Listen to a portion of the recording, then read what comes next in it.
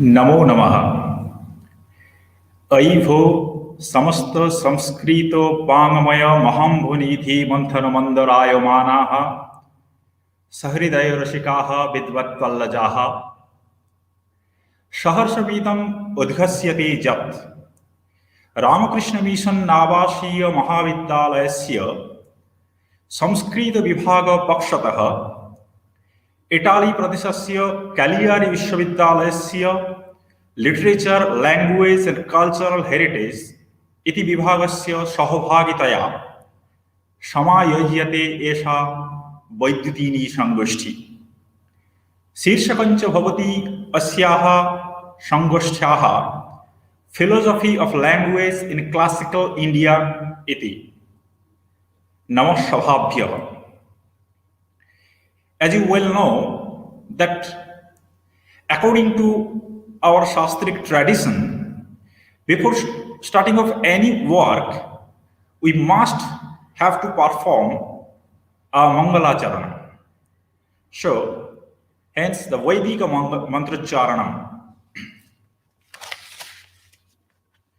Om Bhadram Karnev Srinuyama Devaha Vadaram Pashve Mokshabhiryayatraha Sthirairangaye Stushtuvam Shastanodharvashemakdevahitam Yadayuhu Sastina Idro Vridvasravaha Swastina Pusha Vishvavedaha Swasti nastakshorishanevihi swastino vrahashapatir-dadhatu.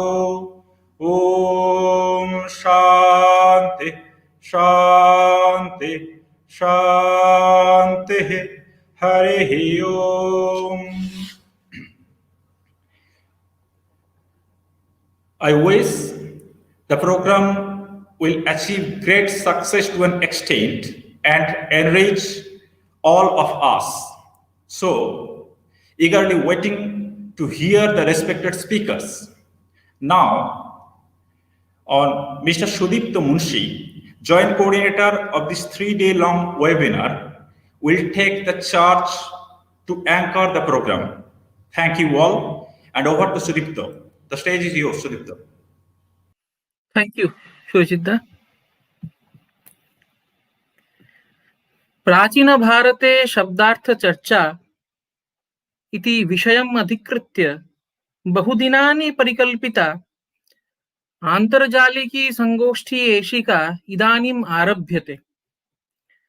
अस्यां संगोष्ठ्यां समुपस्थितेभ्यः सर्वेभ्यः विद्वद्भ्यः सर्वाभ्यः विदुषीभ्यश्च अल्पत्वावच्छिन्न प्रतियोगिताका भाव विशिष्टानि हार्दानि कार्तज्ञ सहकृतानि अभिनन्दनानि व्याहरामि। किञ्च सर्वान् अपि सुधीय श्रोतॄन् स्वागतिं विज्ञापयामि। इदमन्ध तमः कृत्स्नं जायत भुवनत्रयं यदि शब्दावयं ज्योतिर् आसंसारं न दीप्यते इति महाकवि दण्ड्युक्तिं स्मारं स्मारं शब्द प्रमाणस्य अनितरसाधारणं वैशिष्ट्यं च प्रत्यक्षम् अनुभूय न केवलं भारतीयाः अपि तु बहिर्भारतीयाः अपि विद्वांसः तत्त्वजिज्ञासया अत्र सम्मिलिताः। तत्रापि उभयतः सन्ति केचन ये संस्कृत भाषा अनभिज्ञाः सन्तो अपि संस्कृत भाषोपनिबद्ध शब्दार्थ तत्व जिज्ञासवः। अतः समेषां बोध सौकर्य विधानाय इतः प्रभृति आंग्ल भाषया स्वकीयं वक्तव्यम् उपस्थापयिष्यामि। Heartiest welcome to everyone who has joined this webinar, 3-day-long webinar, either as speakers or as members of the audience.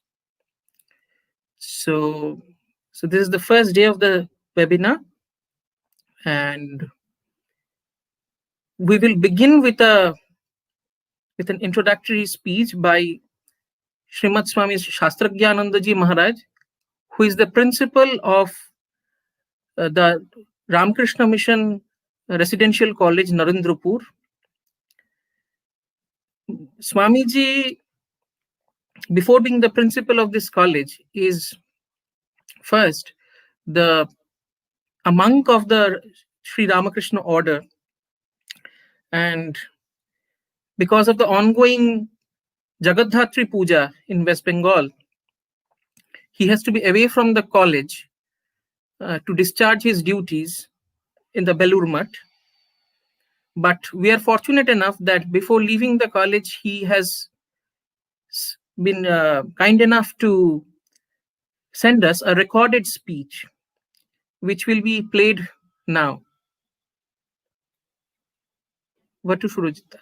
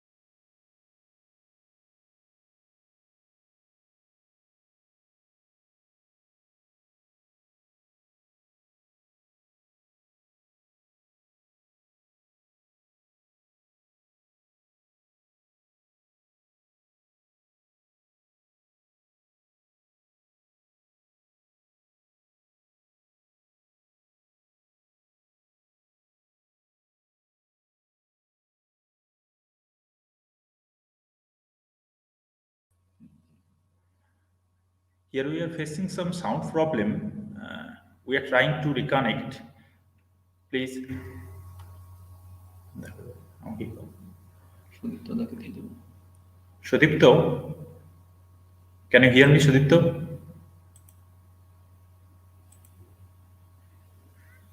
Sudipto. Yes. Continue.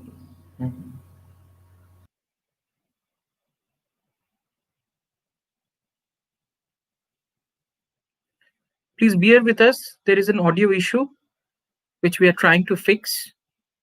Please be patient.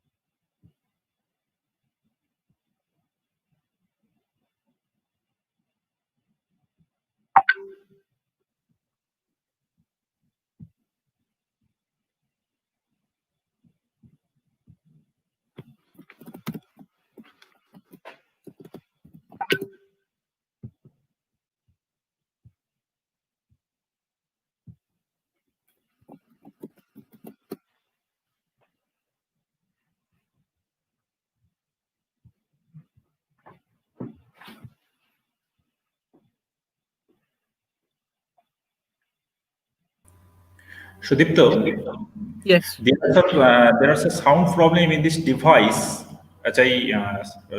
So we will share the Maharaj's lecture and in the YouTube, and then you please continue. You please move on. Okay. Okay. Okay. Okay.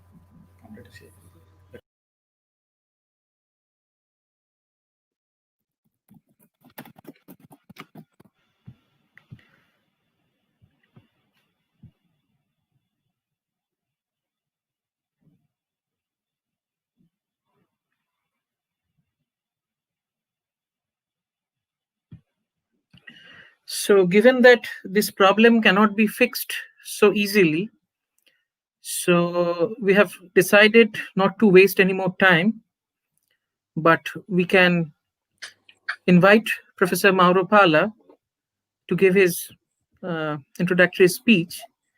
As a way of introduction, may I say that Professor Mauro Pala graduated in literature in 1984, obtained a Master of Arts from Columbia University in 1989, and a degree in languages in 1991. After obtaining a PhD in comparative literature, he worked as a researcher in English literature at the Faculty of Languages and Foreign Literatures of the University of Cagliari, where since 2001, he has also been teaching comparative literature. He's currently the director of the International PhD Program, Philological and Literary Historical and Cultural Studies of the Department of Literature, Languages, and Cultural Heritage, University of Cagliari, Sardinia, Italy. His fields of interest range from Romanticism to cultural studies to post-colonial criticism. He is a Gramsci and Romanticism scholar of international repute. Professor Mauro Pala. Welcome, Professor Pala. Welcome. Can you hear me? Yes, perfectly. Good. Okay, first of all, please let me thank Professor Swami Shastanandan for this invitation. I'm really and sincerely honored to take part in this initiative, and I wish this will be the beginning of a lasting and rewarding cooperation between Ramakrishna Mission Residential College and our university in Cagliari. I'm also grateful to Mr. Sudipta Munsi, coordinates this webinar, and whose competence, whose know-how is a valuable asset for our PhD program. Thanks also to Professor Suraji Banerjee and Mr. Bisvarin Pal for providing technical assistance. In setting the agenda of this webinar, I cannot underestimate the role of Professoressa Tiziana Pontillo, who's not only an outstanding colleague for her scientific achievement, but also for her resilience and unflagging commitment. I'm confident that with the seminal contribution of Professor Aryan Bhattacharya, Maria Piera Candotti, Elisa Freschi, and Parimal Patil, all of these prominent intellectuals will offer our candidates what I believe will be a unique opportunity for improving their expertise and at the same time widening their scientific scope. I have to confess, this is something I have to do. I have to confess my pitiful ignorance in philosophy of language in classical India. However, I do acknowledge the importance and centrality of language and linguistics for understanding society and culture as a whole. This awareness is in fact related to the legacy of one of Italy's most prominent 20th century intellectuals, Antonio Gramsci. A word classic on a par with Dante, Machiavelli, and Vico. Gramsci has become one of the most translated Italian authors of all times, as well as being the most widely studied Italian political thinker ever. Gramsci comes from our land, from Sardinia. He was born in Sardinia, in a remote corner of Sardinia, and he spent his childhood in what at the time, some could say even nowadays partly, but at the time was a backward periphery of the Western world. So he found himself in a sort of colonial situation. Through years of personal hardship, Gramsci went on to become a leading figure among Italian progressive and anti-fascist forces between the wars. He died in 1937 after spending and then in a clinic under police custody. The Italian fascist regime, which has imprisoned Gramsci, was to remain in power for 36 years. That was World War II. What was to happen only a few decades later would have seemed almost inconceivable in the historical context of the time. Because after World War II, Gramsci's thought became increasingly influential in Italy first and abroad. And in the 1990s, the Gramscian bibliography consisted of more than 10,000 titles in various languages, from Swedish to Arabic, from Turkish to Bengali. There's a rich production in Bengali also, and I will tell you then who this production is related. Gramsci's lasting influence nowadays, as the total number of the works published on him has exceeded 20,000, ranges from literary criticism to the social sciences. But I would like to stress that the explanation of his success has much to do with his lifelong interest in language. He studied indeed linguistics and glottology at the Turin University and maintained a keen interest in the discipline for the rest of his life. Gramsci's life was characterized by a wide range of, I would say, very significant experience related to language or involving linguistic and cultural diversity. First of all, his Sardinian Italian bilingualism.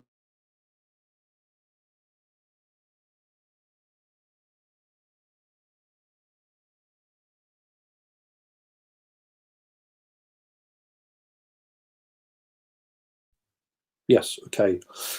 So these familiarity with debates on language and first-hand experience,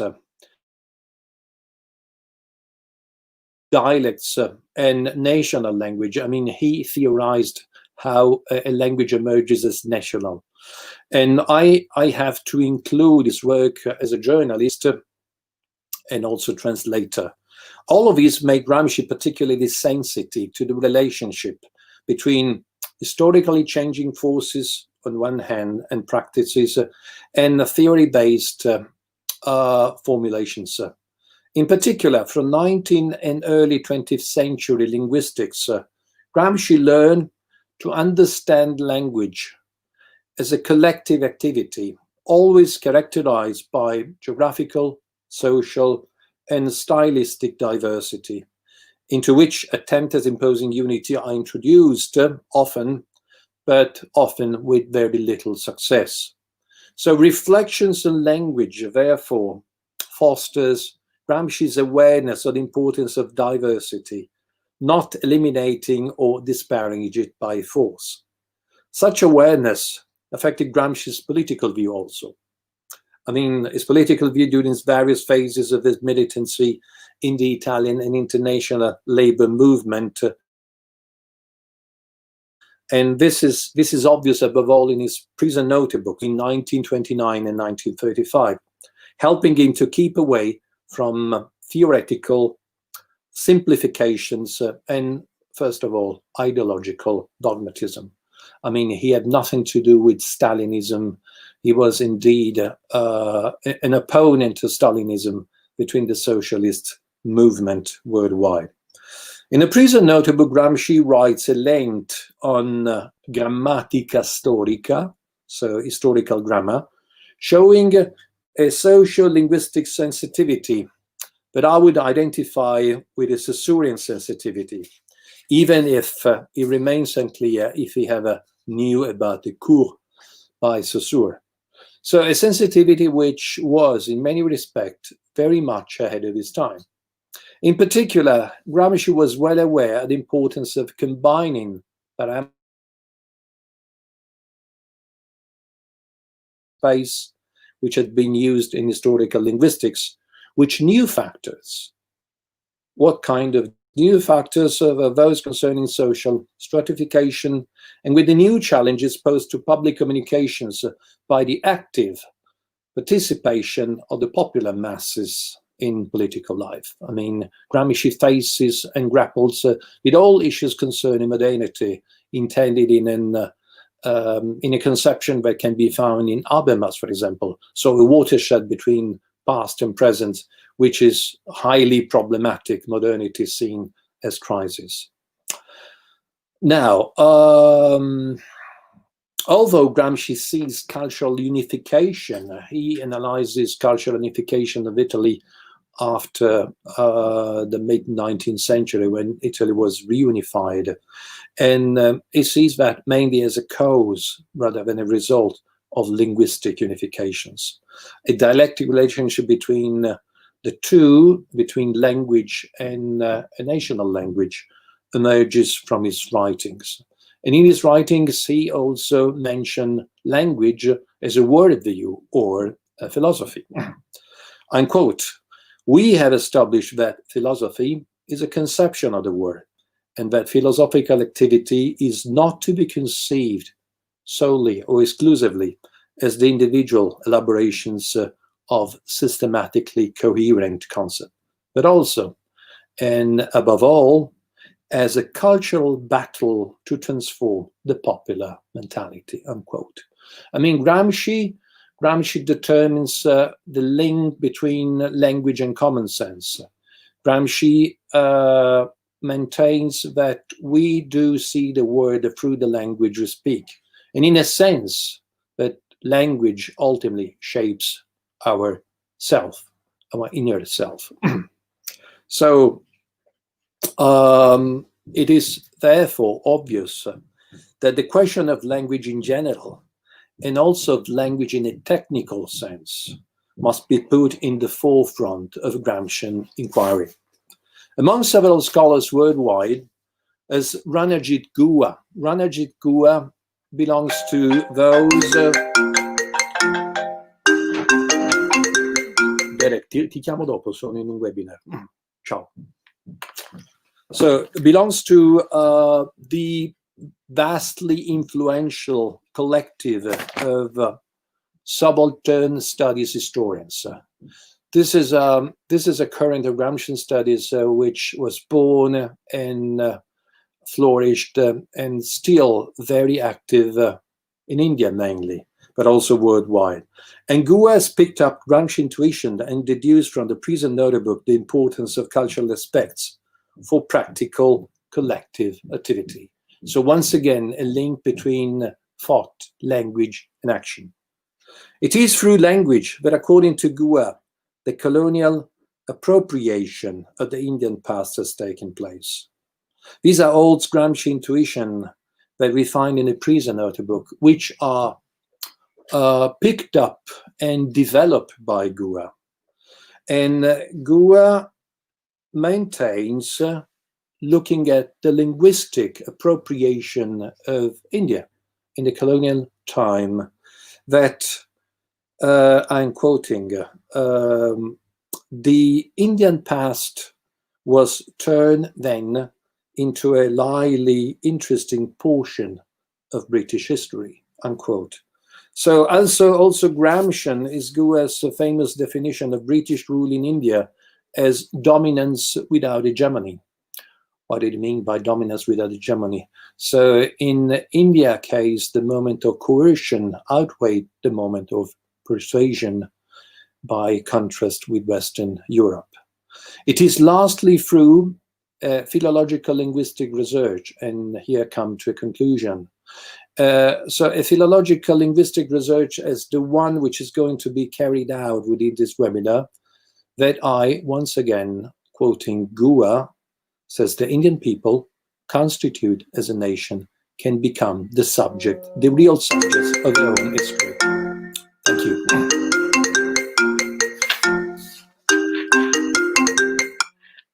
Thanks for your attention.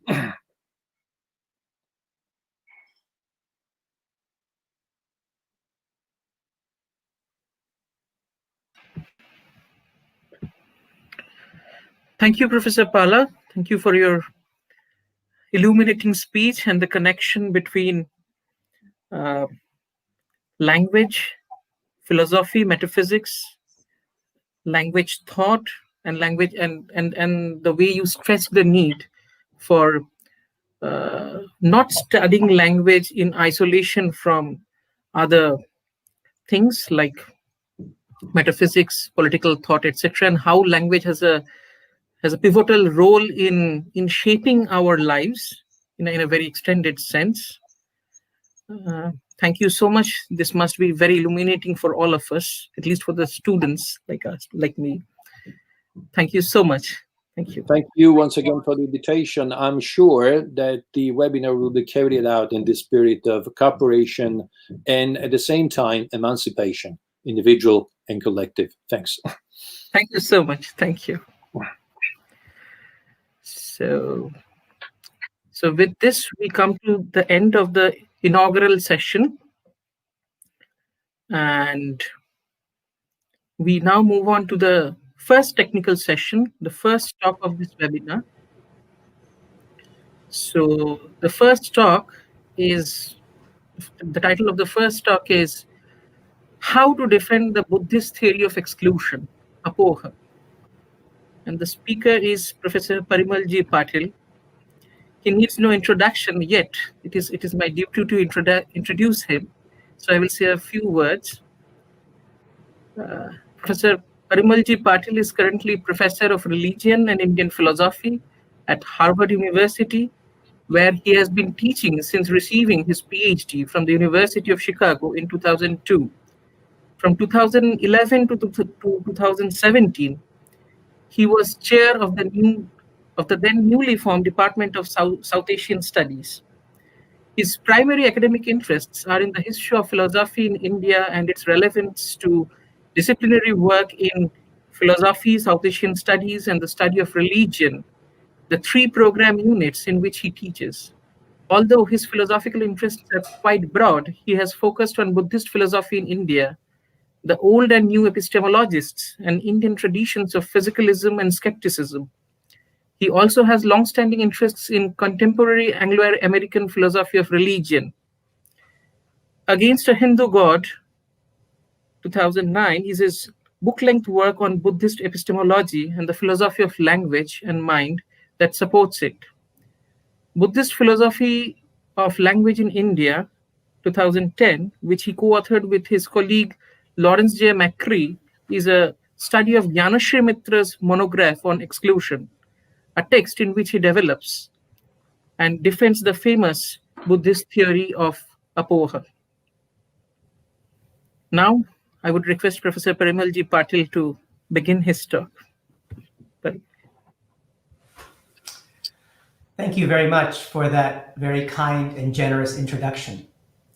Before beginning, I too would like to thank Swami Shastrajna Ananda of the Ramakrishna Mission Residential College and Professor Mauro Palla of the University of Cagliari for their institutional collaboration and support of our webinar.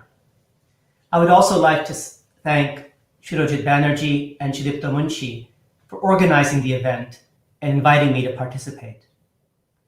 And of course, I would like to thank all of you for choosing to spend a part of your day with me thinking about Sanskrit philosophy, and more specifically, Apoha.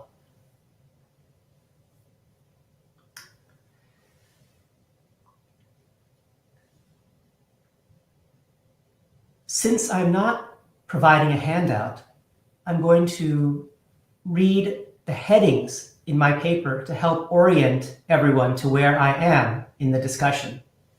Might seem a little awkward, but I think it'll help provide some structure. So first, the introduction, which is called The Counterfactual History of Philosophy.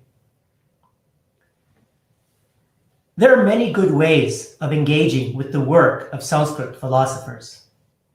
We may, for example, choose to engage with their texts philologically, with their ideas historically, or with their theories philosophically. In my view, it is impossible to do any one of these well without the other two. Philology, history, and philosophy are all required for a responsible view of Sanskrit philosophical texts, and more importantly, for discovering what we can learn from them and not just about them today. One look at the field internationally, however, suggests that my view is not widely shared. There is a tyranny of history in the contemporary arts, humanities, and social sciences, especially in North America, that has convinced far too many that the value of texts, and especially pre-modern texts, lies only in what they can tell us about social, cultural, and intellectual contexts of the past. There's also an arrogance to philosophy, especially contemporary Euro-American philosophy, which leads far too many, even those in India, to think that classical Sanskrit philosophy and traditionally trained philosophers have nothing to offer us today. And finally, there is the snobbery of philology, which is far too quick to dismiss the work of those who cannot read classical Sanskrit well. I must confess that to differing degrees, I have been guilty of all three.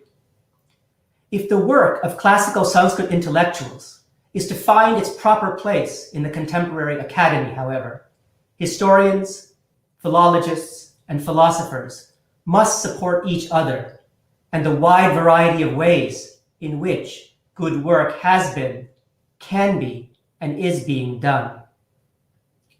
Given the cultural, economic, and political realities of our moment in history, if we do not find ways of doing this, our fields will wither, disappear, and die. This does not mean that anything goes, however.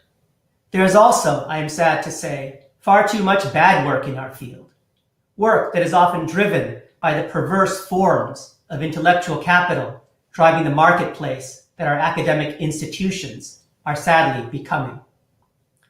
I'm so very grateful, therefore, to be a part of this webinar, which, it seems to me, embodies the cooperation and intellectual values that I think we so desperately need to foster. Today, I am going to take a primarily philosophical approach to the theme of our webinar by presenting one version of the Buddhist theory of exclusion, as I think its defenders, the late 10th, early 11th century Buddhist epistemologists, Nyan Srimatra and his student Ratnakerty, would present it if they were here today and asked to present their views to us, a wonderfully diverse group of historians, philosophers, and philologists.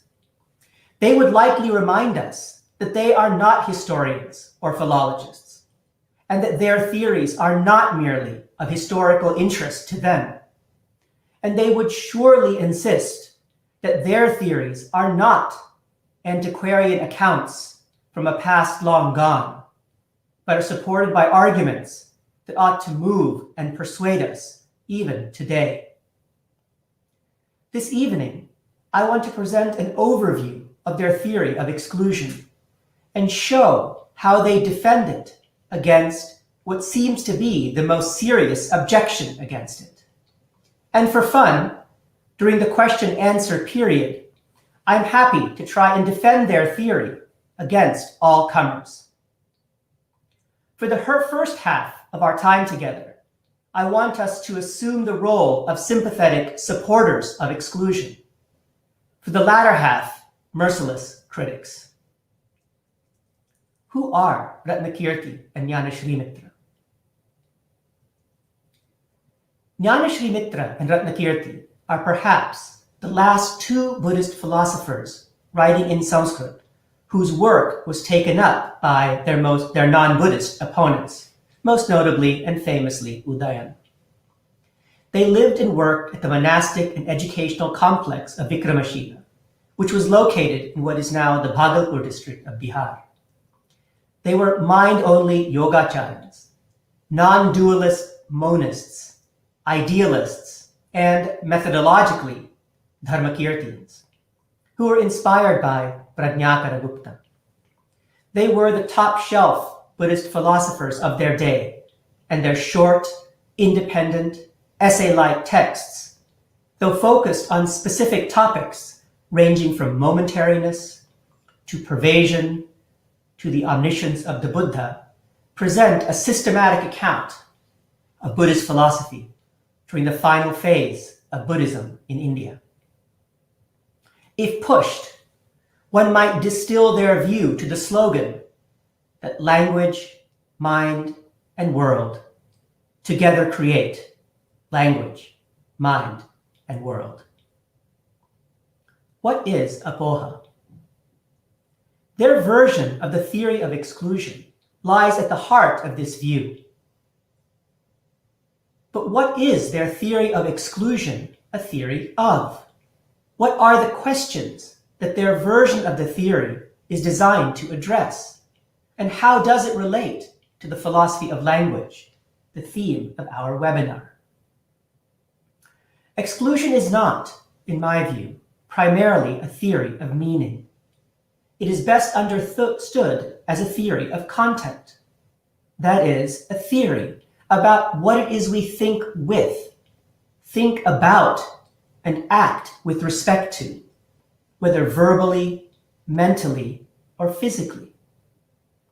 It is related to language since it provides an account of what is conveyed to a competent speaker of a language when they correctly understand an utterance in that language. It is also of much broader scope, since it also provides an account not just of linguistic content, but of all forms of conceptualized content, including the content of some perceptual and inferential awareness events. In providing an account of linguistic content, it also provides, perhaps surprisingly, an account of so-called propositional attitudes and linguistic force. Given its scope, attending to the theory of exclusion can help uncover the links between language, mind, and world in late Buddhist philosophy in India. Section 1. As a way of focusing our attention, it may be helpful to just consider linguistic content, as long as we are clear that linguistic content is a stand-in for all forms of conceptual content. With this in mind, the theory of exclusion provides an account of what it is that we understand when we correctly understand a well-formed utterance in a language in which we are competent. For simplicity, consider what would be desirable in any account of what is conveyed to a competent speaker of English when they hear the word cow. Exclusion theorists like Nyan, Srimatra, and Ratnakerty focus on two such characteristics explicitly, though their account also provides resources for a third. What are these desirable characteristics?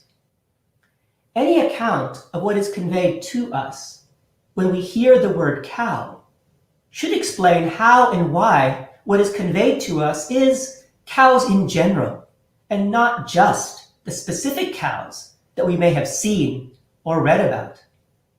Let us refer to this as the generality criterion for a successful account of linguistic content. An account of what is conveyed to us when we hear the word cow should also explain how and why what is conveyed to us is only cows, and not, for example, horses too. Let us refer to this as the specificity criterion. Finally, an account of what is conveyed to us when we hear the word cow should explain how and why what is conveyed to each of us may be slightly different. For example, to a person who has only been exposed to Holstein cows, the word cow will surely convey something slightly different from what it conveys to a person who has traveled widely and has been exposed to Holstein, Jersey, Sahiwal, Leoni, and Cagliari cows. And surely, too, will it convey something different to a cow expert, perhaps a veterinarian who specializes in cattle. A successful account of linguistic content should, it seems, satisfy a variability criteria as well. That this is necessary becomes especially clear when we consider the role that exclusion plays in theories of inferential reasoning, which, unfortunately, is beyond the scope of my talk today. Nyan, Srimatra, and Ratnakerty provide an account of exclusion that satisfies these three criteria. According to them, what is conveyed to a competent speaker of English when they hear the word cow is an exclusion, which they describe as that which is excluded from non-cows, agabaporda. I will refer to what is conveyed to a competent speaker of a language when they hear a meaningful utterance in that language as the semantic value, vachya, of the utterance. Nyan, Srimatra, and Ratnakerty describe exclusion in a variety of ways, and in so doing, tell us a great deal about what they take this semantic value to be. Consider the following four different ways in which they characterize exclusion. 1. Ratnakerty and Nyan, Srimatra describes exclusion as a positive entity characterized by the exclusion of others, anyapoha vishishtaviti. In this sense, both he and Nyan, Srimatra point out that exclusion is an intrinsic property, dharma, of this positive entity, vidhi. It may be helpful to think of it as a dispositional property, like solubility, rather than a property like being red.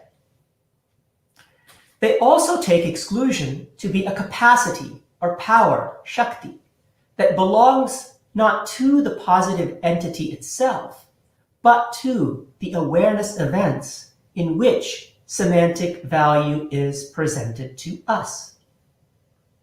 Since Buddhist philosophers like Nyan, Srimatra, and Ratnakerty understand the invariable relationship between awareness events and their contents to be one of near identity, the capacity that is attributed to an awareness event can just as easily be attributed to the positive entity itself. The capacity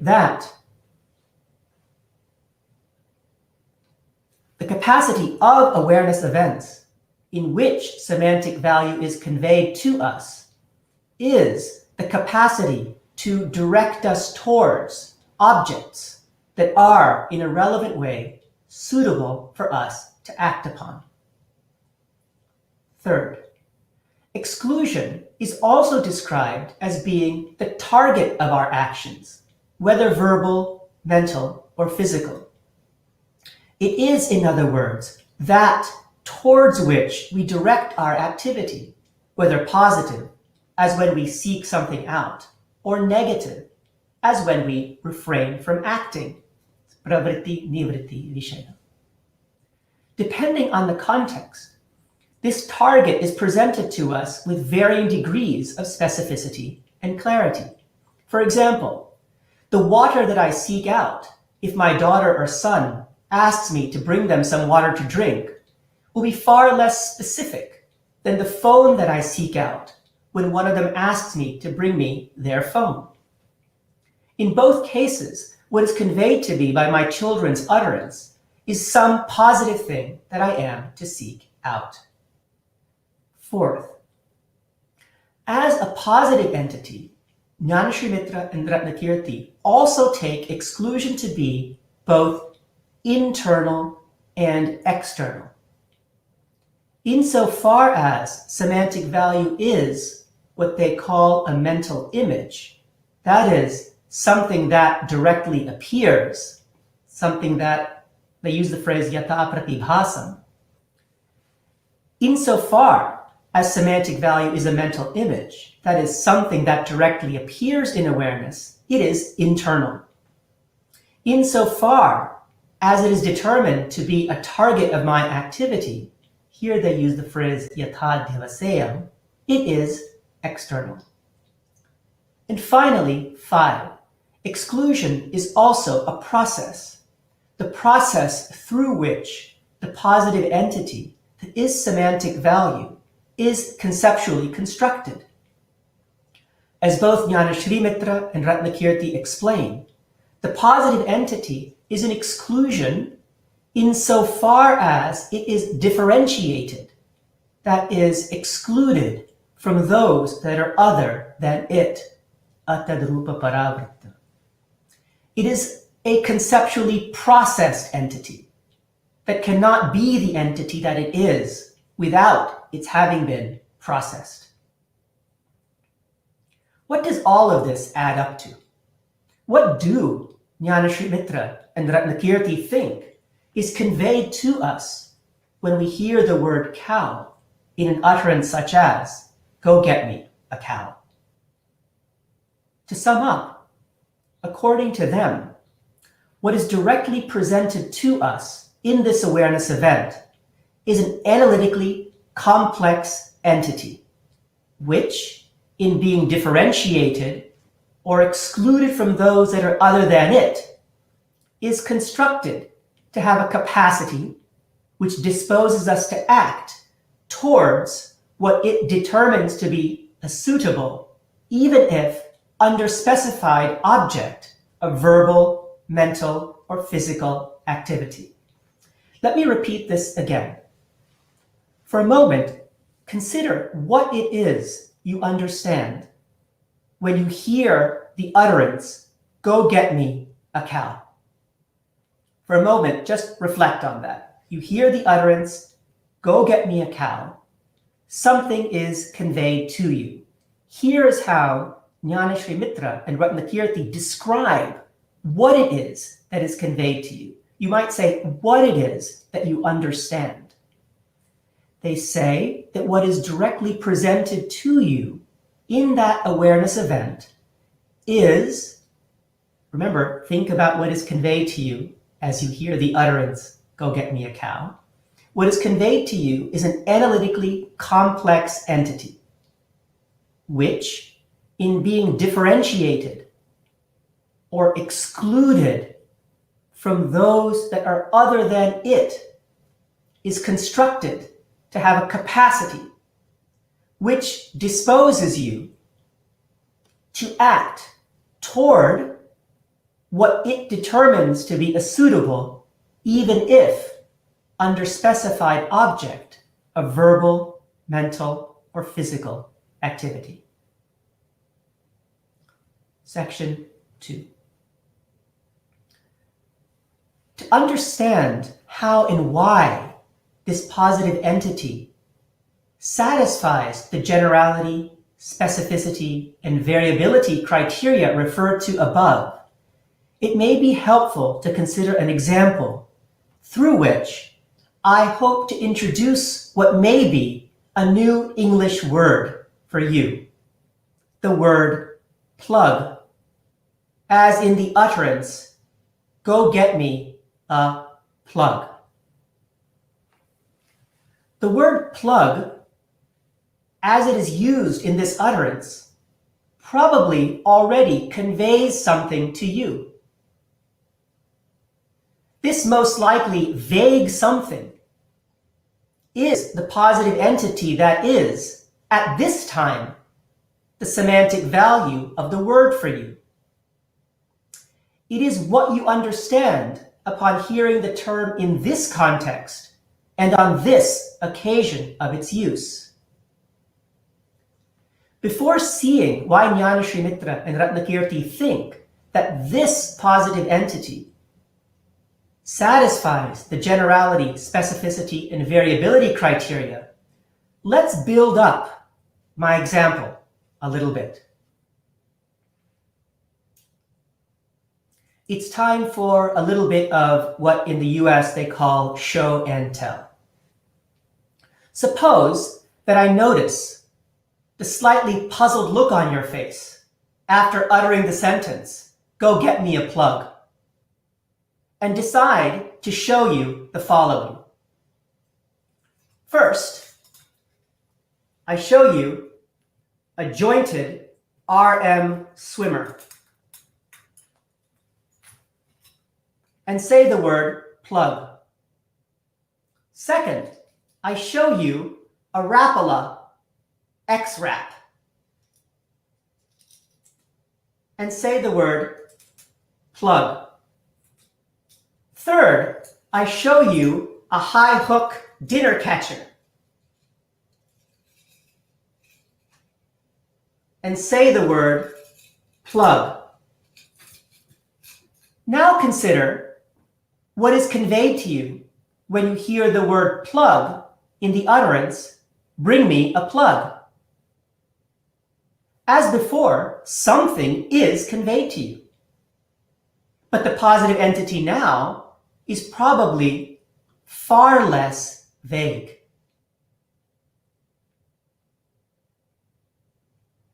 Suppose I now continue and show you the following.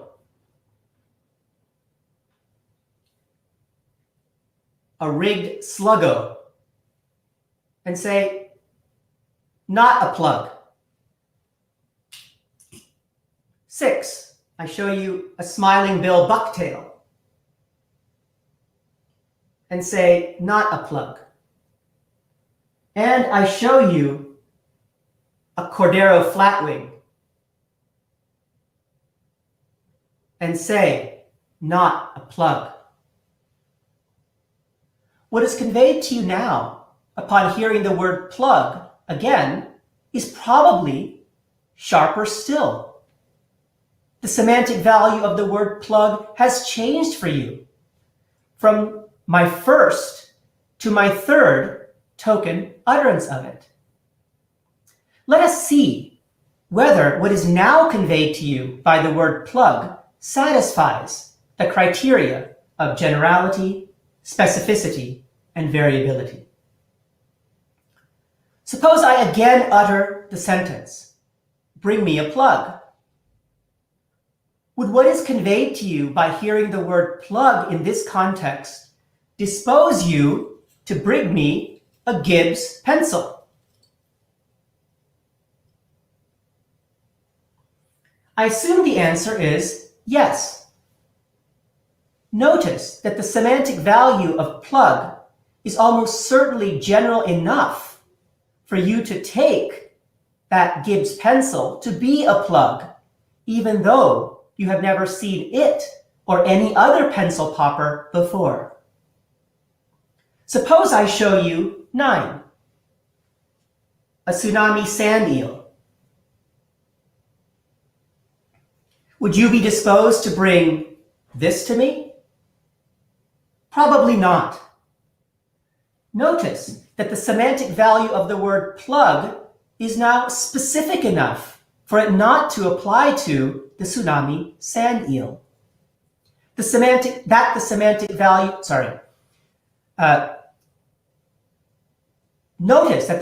value of the word plug is specific enough for it not to apply to the sand eel. That the semantic value of the word plug is variable should be clear and obvious from what has been conveyed to you on its various token utterances in the example.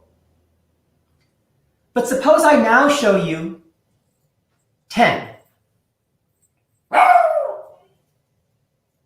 A Mepps spinner.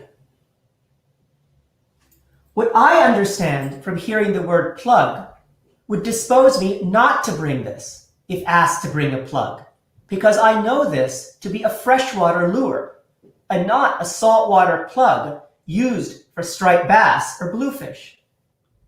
I assume that some of you might be disposed to bring it and some of you might not. The semantic value of the word plug is thus clearly variable. What we have succeeded in doing in the past few minutes is to establish a verbal convention, a sanketa or samaya, between the word plug and the positive entity that is conveyed to you. Section 3. It's called ground clearing. All of this, however, only shows that what is conveyed to us when we hear the word plug is a positive entity that satisfies the generality, specificity, and variability criteria. It does not show us how or why this positive entity has to be an exclusion. Since any plausible theory of semantic value should also account for these features, it may not seem as though we have accomplished very much. Before turning our attention to a more detailed, though abstract account of exclusion that will help us to see why Jnana Srimatra and Ratnakerty think that exclusion alone satisfies these criteria, we need to do some ground clearing.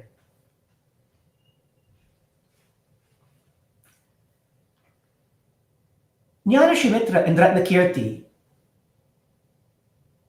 seem to recognize that their view that what is conveyed by the word plug is an exclusion, the exclusion of non-plugs, is counterintuitive. As a way of compelling us to consider it, they try and show that none of the other available accounts of semantic value are satisfactory.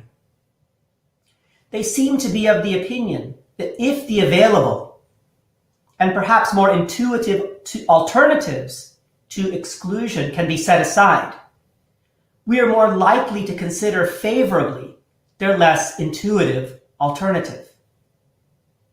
They take the following to be the available alternatives to exclusion.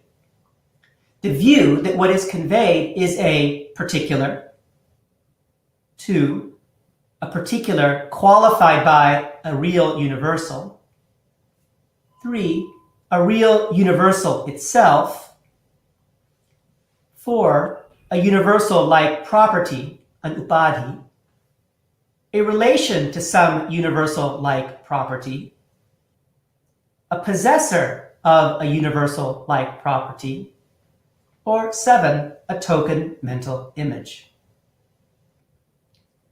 These options should be familiar to those of you who are familiar with Nyaya, Mimamsa, and other Buddhist theories about what it is that is conveyed to us when we correctly understand, say, for example, a token word in a language that we are competent in. It'll take us too far afield, of course, to discuss Jnana Srimatra and Ratnakerty's quick dismissals of these alternatives. Briefly, however, their criticisms of these views focus on showing either that none of them provides an adequate account of what we set our verbal conventions with respect to, or they fail one or more of the generality, specificity, or variability criterion. A particular, that is alternative 1, and a token mental image, alternative 7, cannot be what is conveyed because they are both unique. And so, whatever word is associated with them would be, at best, a proper name. Moreover, a token mental image is private and therefore incapable of being defined through ostension. Neither universals nor universal-like properties, that is, alternatives 2 through 6, are said to be what is conveyed, since, according to them, they simply do not exist. Assuming that none of these are plausible, and Jnanashri and Ratnakerty have not given detailed accounts as to why, they've just developed lines of argument as to why. But let's assume that none of these are possible. Assuming this, we can now revisit Jnana Srimatra and Ratnakerty's idea that the positive entity described above provides the best account of semantic value. Remember that now, as we try to understand what it is that is conveyed to us when we hear the word plug, we are not supposed to take recourse to any alternatives, such as a particular, a mental image, a universal, or some sort of universal-like property. So those options are now supposed to be off the table. Let's assume they are, and see if the idea that what is conveyed to you is a positive entity characterized by its exclusion from others can be given a bit more content and be something that a view that you might sign on to. Let us return to our example of what is conveyed by the word plug. This time, however, let us focus on why what is conveyed to us is, as Ratnakerty says, a positive entity differentiated from those that are other than it. To see this, we need to focus on exclusion as a process of differentiation. I like to think of this process as a story, which, like many good stories, has a beginning, a middle, and an end. It is the end of this story that corresponds to the positive entity we are interested in. It's important to keep in mind, however, that this process and the story through which it is described is not one that is readily apparent to us. Like many of the biochemical processes that keep us alive, for example, aerobic respiration, exclusion is a process that we do not ordinarily or perhaps ever detect or see. Section 4, the story of exclusion. Remember that what we are now trying to do is we're trying to make sense of this idea that what is conveyed to us when we hear a word like plug in an utterance such as go get me a plug is some sort of positive entity that they call an exclusion. And this positive entity has many features.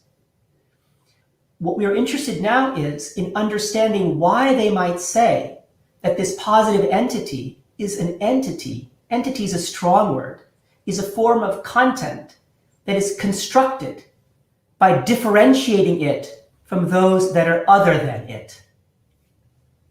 Hence the story or process of exclusion. The beginning. We start with some object P with identity conditions I. I is the set of conditions that individuate P. Again, we start with some object P with identity conditions I. I is the set of conditions that individuate P. Given our example, we can take P to be the first plug that I showed you, the R.M. Smith jointed swimmer. P is constituted by a rich set of identity conditions. Let us call the object P that is perceived by you a particular. The middle. Let S, a subset of I, recall that I is the identity conditions that individuate P. Let S, a set of I, define a set of selection conditions. This set of selection conditions is the basis for the construction of a dissimilarity class non-P, the set of objects that do not satisfy S. That is, the set of objects that exclusion theorists refer to as non-Ps. When you associate the label plug with the R.M. Smith jointed swimmer that you saw, it became clear to you, as a competent speaker of a language, that not everything was a plug. But each of you probably also had a slightly different idea of what a non-plug might be. That is, what a non-P or member of the dissimilarity class non-P might be. One way to make sense of this would be to say that each of you selected a different set of features S on the basis of which you would identify non-plugs. While it is unlikely that there is a single identifiable property that each member of your dissimilarity class could share, we can nevertheless characterize the class as being constructed by whatever you would take to be other than a plug. Notice that as you refine your understanding of the selection conditions, membership in the dissimilarity class will change. The end. Finally, a similarity class like P is constructed through the exclusion of the dissimilarity class non-P. The similarity class like P consists of objects that satisfy S. That is, it consists of P's. Here, the construction process is described in terms of an exclusion, which, at least for the time being, can be understood as the process of constructing the complement of non-P. Notice that this class is a class of P's, and that it is this class that is the positive entity that exclusion theorists take semantic value to be. By excluding the dissimilarity class, a similarity class is formed. This class is the class of plugs. As with the dissimilarity class, each of you probably had a slightly different understanding of what a plug is. That is, what a P or member of the similarity class might be. Again, while there isn't a single property that each member of this similarity class could share, we can nevertheless characterize the class as being constituted by whatever you would take to be a plug.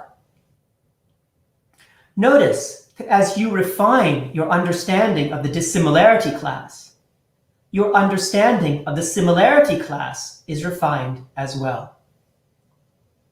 It is this similarity class that is the positive entity we are interested in. It is the similarity class of plugs. That is the exclusion of the dissimilarity class of non-plugs. Ratnakerty describes the similarity class, which, recall, is the positive entity we are interested in, as the set of real things that is determined and differentiated from those that are other than it. He uses the phrase adyavasita atadrupa paravritta vastu matra. It is this set or similarity class of things that you would take to be a plug that is conveyed to you when you hear the word plug. So our task was to try and understand what it is that is conveyed to us when we correctly understand the word plug in an utterance such as, "Go get me a plug." We were told by Ratnakerty and Nyan that we should think of it as a positive entity, characterized by its differentiation from others. To understand in what sense it is the result of a process of differentiation, I told you the story of exclusion. And we came to see that what this positive entity is a similarity class, a kind of extensionally interpreted set, a set of objects that you would take to be a plug if you were to go seek one out.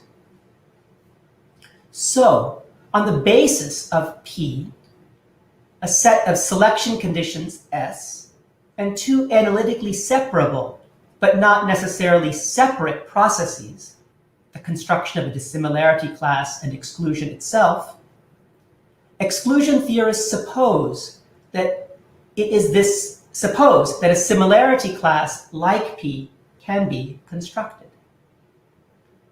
They further suppose that it is this similarity class that best accounts for and characterizes conceptual content, and is, more specifically, what we take semantic value to be.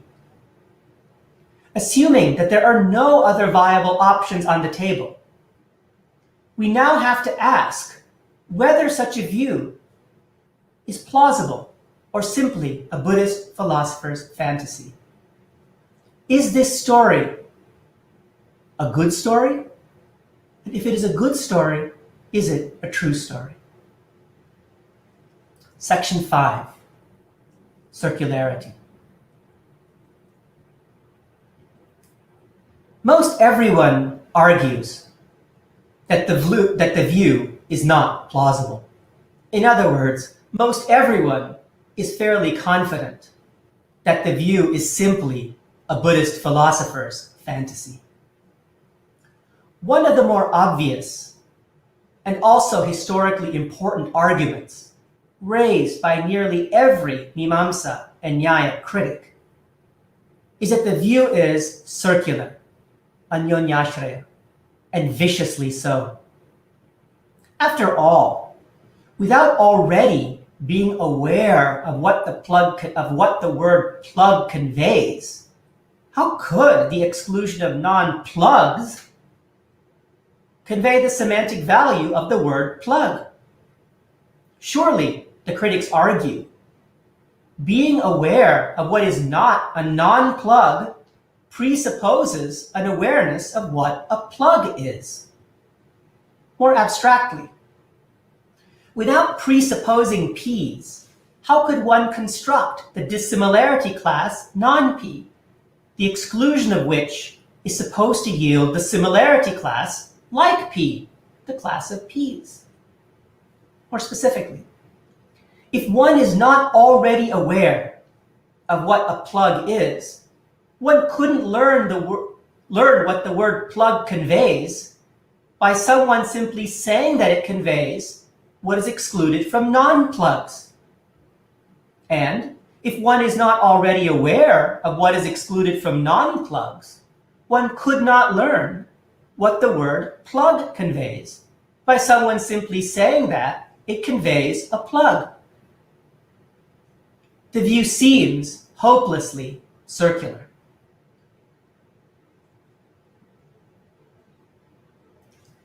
Srimatra and Ratnakerty both consider this objection and suppose that it is raised by someone who thinks either that a universal, a samanya, or a particular characterized by a universal, jati mat vyakti, is the semantic value of a word.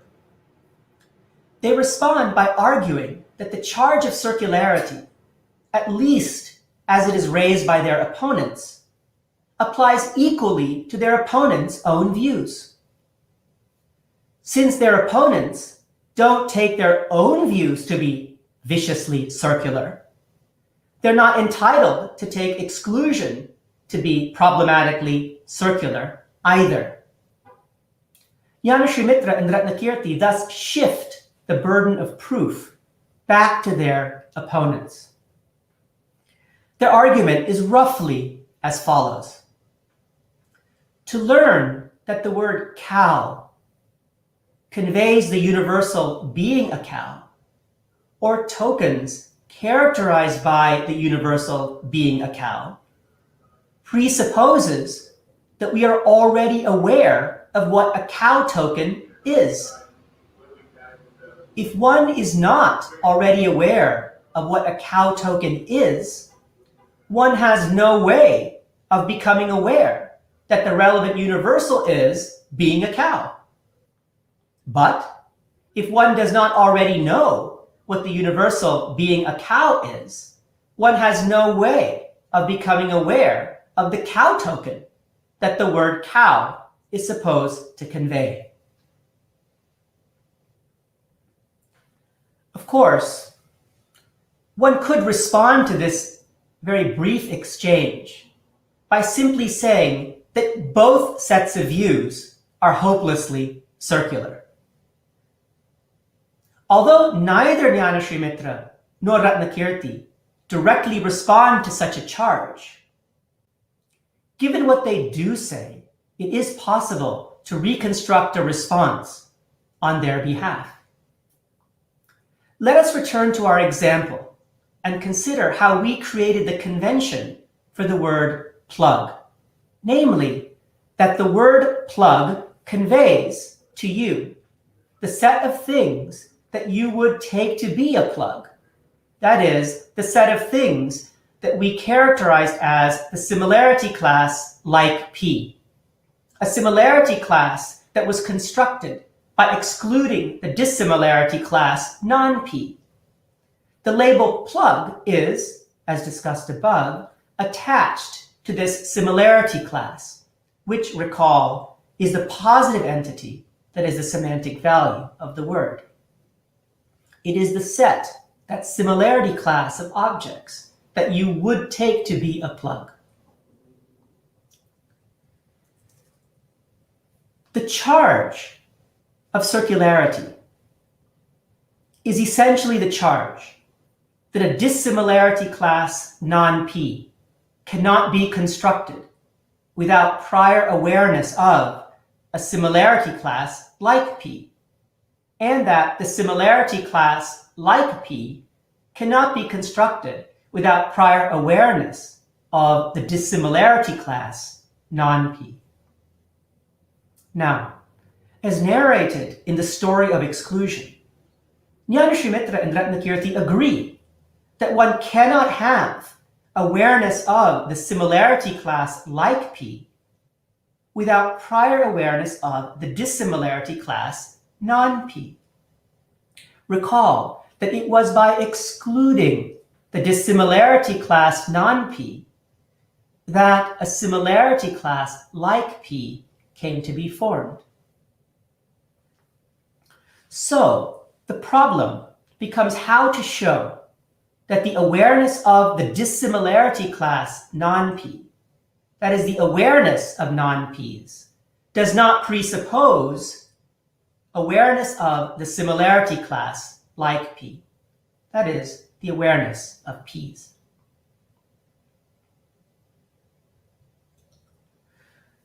Strictly speaking, the story of exclusion is not circular, since being aware that something is not a P does not presuppose an awareness of what P's are.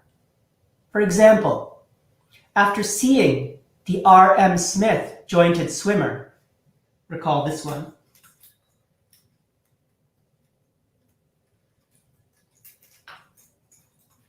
the very first plug that I introduced you to, you were aware that an elephant, as well as many, many other things, is not a plug.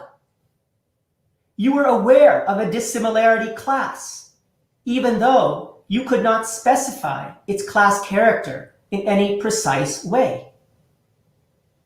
Awareness of this dissimilarity class of non-Ps clearly did not presuppose an awareness of the similarity class of like Ps. It only required awareness, it only presupposed the awareness that one P, the R.M. Smith jointed swimmer, is a plug, namely that it is a P. This account is not, strictly speaking, circular, since awareness of the dissimilarity class requires being aware only that one P is a plug. It does not require already being aware of what the word plug conveys. Section 4. Epistemic asymmetry. Even if the account is not circular, why bother with the middle of the exclusion story? Why not simply say that the story only has a beginning, the moment at which, for example, I introduce you to the R.M. Smith jointed swimmer and tell you that it is a plug, and the end, the moment at which, on the basis of my ostensive definition, that is, on the basis of me pointing to the R.M. Smith swimmer and saying plug,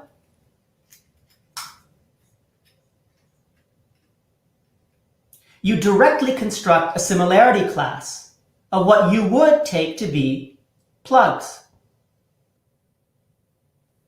Recall that the exclusion story has three parts: a beginning, where you're introduced to the R.M. Smith jointed swimmer, a middle, where you construct a dissimilarity class, that is, the dissimilarity class through which you are aware an elephant, iPod, a computer are not plugs, to the end where you construct a similarity class that extensionally can be interpreted in terms of the objects that you would take to be plugs. Why have this middle of the story? It makes for something needlessly long, you might think. After all, after ostensibly defining plug by pointing to the R.M. Smith jointed swimmer, you might think that you already have an idea of what the word plug conveys, and that idea is semantic value, and that you do not therefore need the middle of the exclusion story. Why is the beginning and end not enough?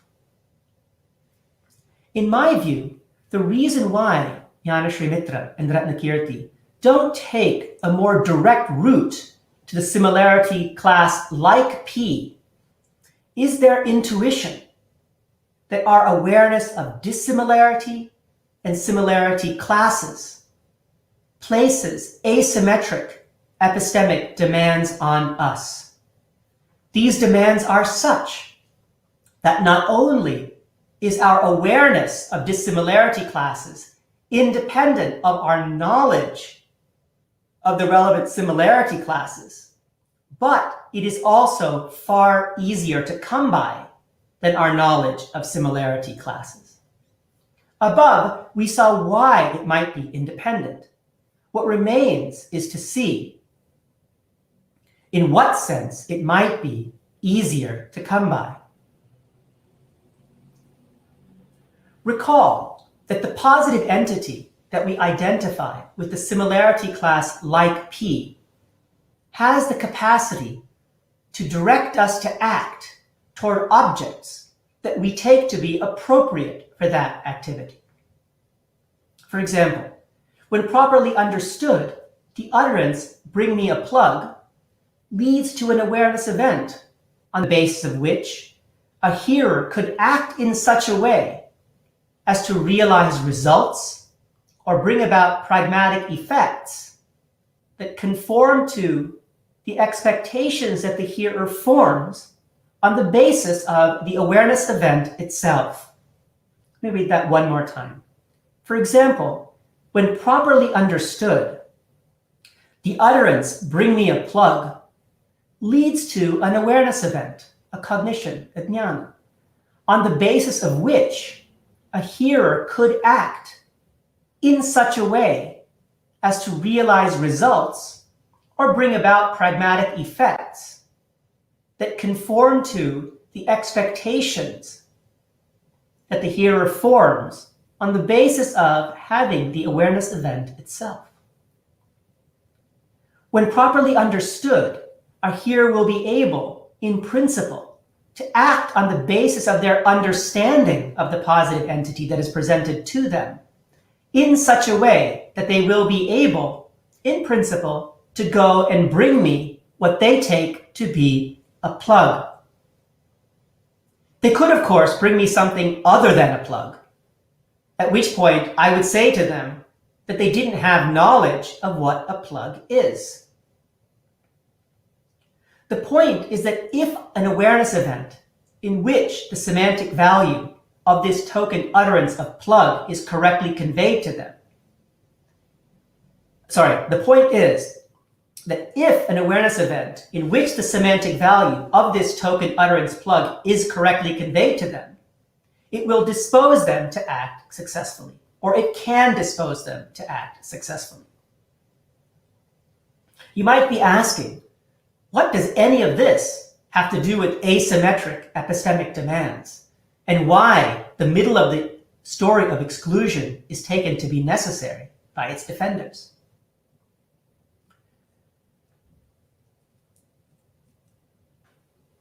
In Nyan, Srimatra, and Ratnakerty's Epistemology, an awareness event that is produced in the right way and has the capacity to lead one to success in one's endeavors is a knowing event.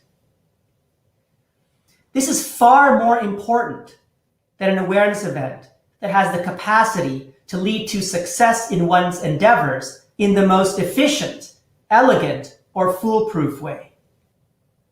For example, it is obviously far more important that you bring me a plug than that you fail to bring me something, because in your dissimilarity class, you have many things that really belong in your similarity class. So for example, I say, please bring me a plug. You look around your flat and you come back with nothing. One way to understand that is that let's assume there is a plug in your flat. One way to understand that is to assume that in your dissimilarity class are things that ought to be in your similarity class.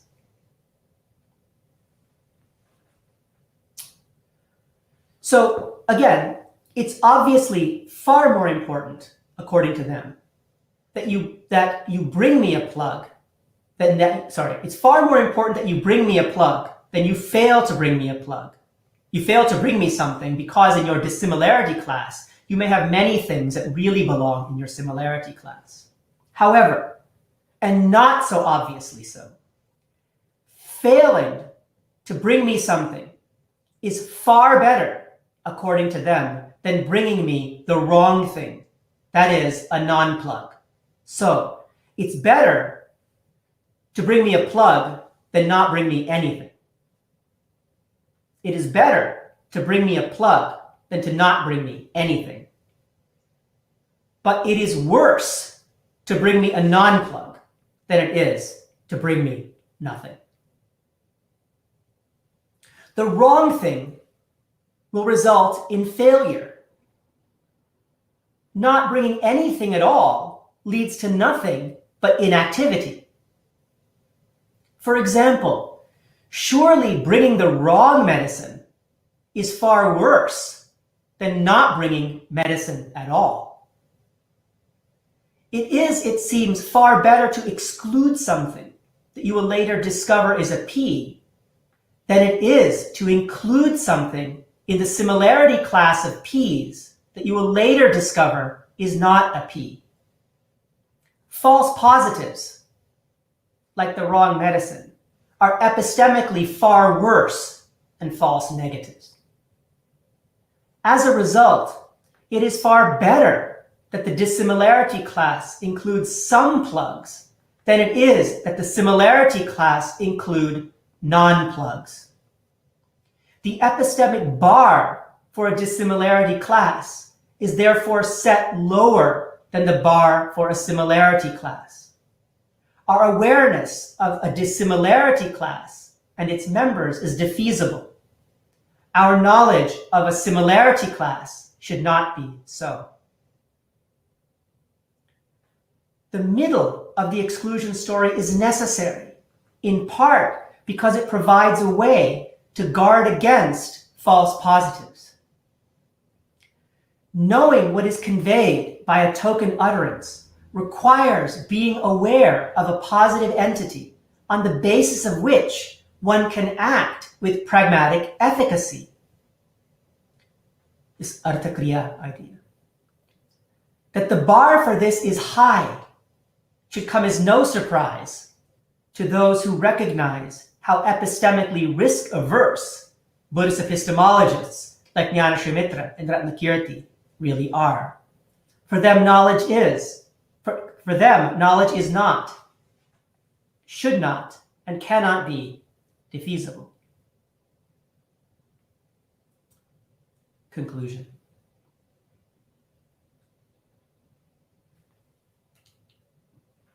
This evening, I have tried to provide an account of Nyan, Srimatra, and Ratnakerty's theory of exclusion in a manner that is faithful to their texts, historical contexts, and philosophical commitments and motivations. More specifically, I have tried to imagine how they might present their views if they were here and asked to do so, and in addition, how they might defend their theory of exclusion against the charge of circularity. I have done my best to think with them. even if not always in the ways that they did. If I have succeeded in motivating any of you to consider their theory of exclusion afresh, or have helped you to understand it better or see it in a more sympathetic light, I will consider our time together well spent. More generally, I also hope to have shown that to truly understand Sanskrit philosophers and philosophical texts, and properly honor traditional philosophers like Nyan, Srimatra, and Ratnakerty by thinking with and learning from them, we must not only aspire to be philologists, in this case Sanskritists, and historians, but also philosophers in our own right. Thank you.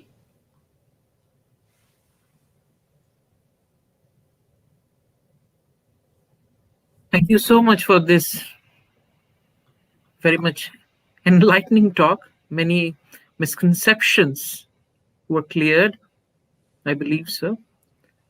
And before moving on to the question answer session, I would like to present a quick summary of this talk in Sanskrit. My Sanskrit summary is basically a Sanskrit translation, my Sanskrit translation of the summary that Professor Patil was kind enough to provide me yesterday. It's a summary of bullet points. Of the bullet points, yes. Yes, thank you. Jnanashrimitra Ratnakirti Anusritya Apohavadah Prastutah Atra.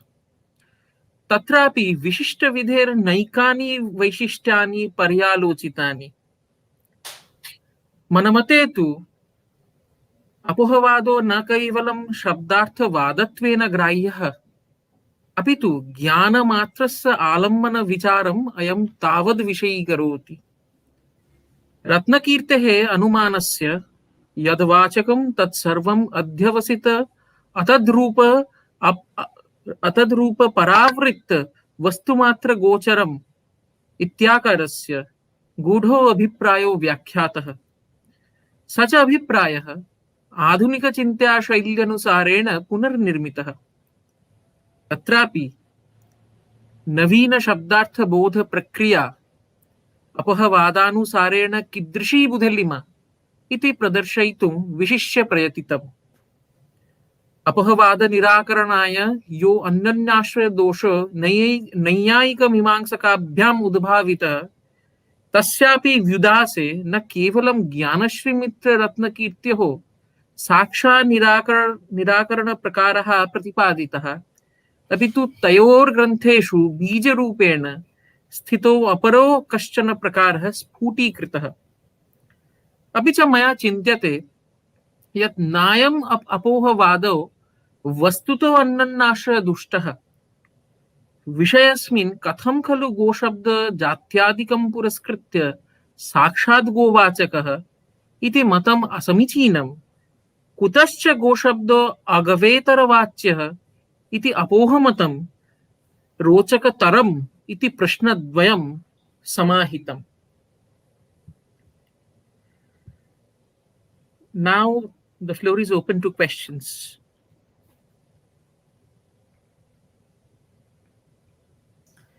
If I may. Yeah, please.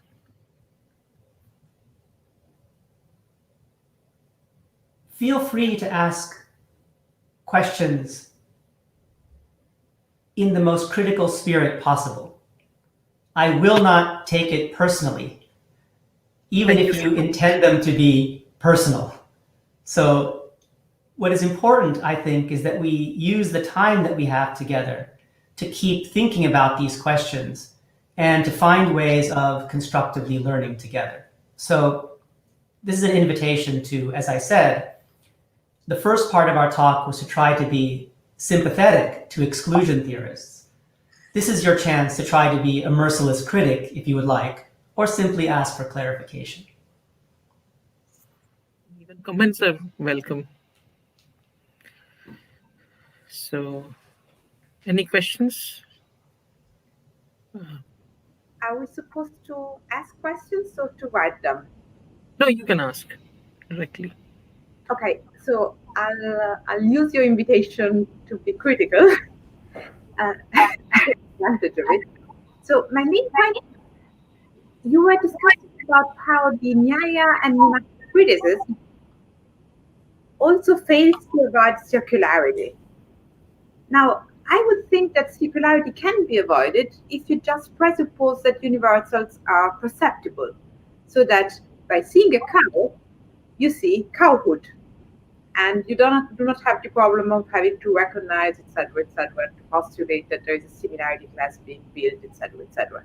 Now, of course, there is a powerful objection to that, namely, how do you dare saying that universals are perceptible? But this is a different objection than the one about circularity. So, as you know, the Apoha theorists address the issue of circularity by making a similar move, right? They're saying that you're perceiving the P that you ostensibly identify with plug. And so that seen plug does not require, they say, knowledge of the meaning of plug. You're rephrasing Samanyavadi's view in the same way, right? So notice that the circularity objection is usually phrased in terms of knowledge. So what they would say is that if what the word cow conveys is the universal being a cow, that means that your knowledge of the meaning of the word cow is your knowledge of the meaning of the universal being a cow. But how can you have knowledge of the universal being a cow, which means how can you identify the universal that you are aware of as the universal being a cow instead of being a horse if you already do not know what a cow is? So the circularity is one of epistemic circularity. That's how the objection is at least phrased in a simple fashion in these texts. There's a question. Can you see the question? I can. Yeah.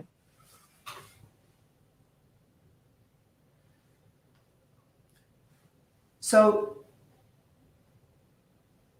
generally, the avapa, udvapa process, as I understand it,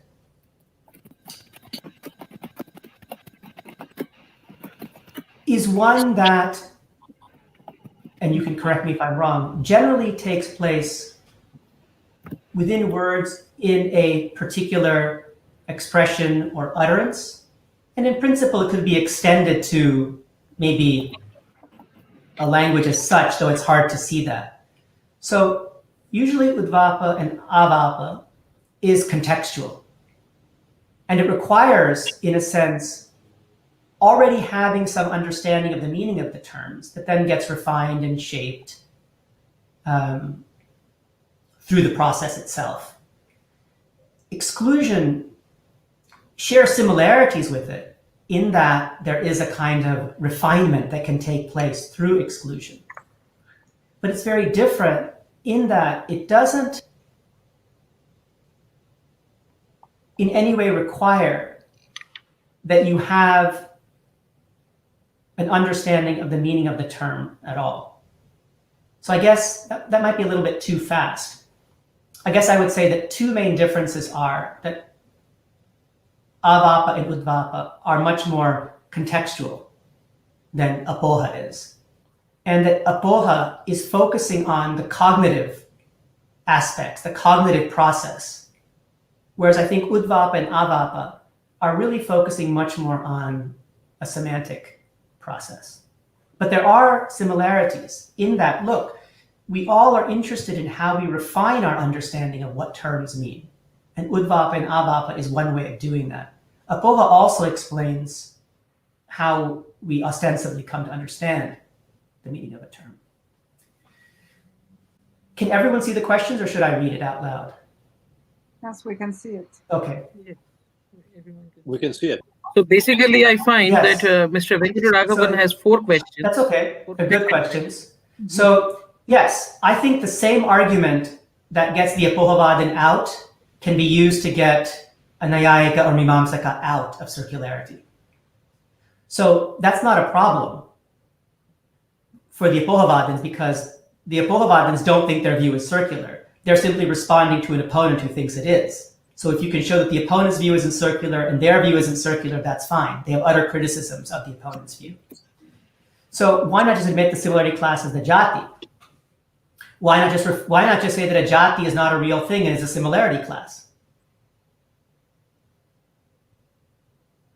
The problem is that Buddhist philosophers in general think it's very difficult to prove that jatis exist. And they think that similarity classes, which really is just an intentionally constructed collection of items, is far easier. It doesn't require the world to have these entities called jatis in it.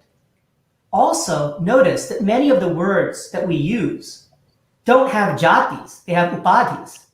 So if you are a kind of jativadan, you have to not only have an account of jatis, you also have to have an account of these jati-like properties, which you would then claim are the basis for defining other terms. So I think three considerations why you wouldn't just say similarity classes are jatis. One, I could just as easily ask you, why not call a jati a similarity class? Second, I would say that the epistemic bar for proving jatis is far higher than what it is to simply say an intentionally constructed similarity class. Third, jatis don't help us understand what it is we understand when the word conveys something that doesn't have a jati, something that has an artificial kind instead of a natural kind. At least I think that's how they would approach the question. Probably Professor Pala was asking something. No, actually, it's not a question, but it's an observation from an outsider. I was fascinated by the sequence that you illustrated, and I see similarities in Aristotle. Because if you think of the early writings, those were grouped into the physica, so the physics, and they are, in a sense, the preconception of the anima about the soul. In both these bodies of work, bodies of writings, you do find perception seen as the setting of limits. And I saw, as a profane, the same process, the same principle that you illustrated when you talk about exclusion. Because setting limits, you are excluding possibilities, and only by setting limits you can activate perception. Yes, I think that's a very good observation. I think more generally, when people ask, how do you justify a cross-cultural or comparative enterprise? For me, it's very simple. It's the model of a dinner party. If you took Srimatra and Ratnakerty and Aristotle and invited them to dinner, they would spend a wonderful evening talking and learning from each other in a wide variety of ways. I'm sure that they would both leave significantly better off than when they arrived. And so what Professor Pala kindly did is sort of set the first topic for the dinner table conversation between Nyan, Ratnakerty, and Aristotle. Thank you. There is a question from Rusha Bhomik, Department of Linguistics, Jadavpur University, who unfortunately cannot post on the YouTube comment box. So she has sent the question personally to me. So I will read out the question. Therefore, the universal perception leads to individualistic conception. Is this right? And then the concepts without the awareness is arbitrary. Is it so? So I might need some clarification of the question. So does the universal perception leads to individualistic conception? What does that mean? Does that mean that the perception of a universal leads to a conceptual awareness of an individual. Perhaps which we all share. Okay, the perception. Okay, very good. Thanks, Elisa. So maybe the question is this, and Rusha, forgive me if I don't get it right. So the idea is that when you look, I take it the idea is that when you look at one thing, you are all perceiving the same thing. So in that sense, the perception is general or shared. What that means is that what it is you perceive might be general or shared, where the what is the object, in a sense. The content of that perceptual awareness event, depending on your theory of content, could either be the same as mine or different. Buddhist philosophers tend to think that it is the same. It's maximally rich. That's the non-conceptual content. And then you're exactly right, that on the basis of that non-conceptual content, which is maximally rich, or in your words, universal, what follows is going to be something that is individualistic in the sense that it's going to depend upon contingent features of who I am. So according to Nyan, Srimatra, and Ratnakerty, the process of exclusion, that is the selection, actually also occurs in the perceptual process as well. So in that sense, you're right, that the way I would put it is maximally rich perceptual content gets constructed into more specific or individualistic conceptual content.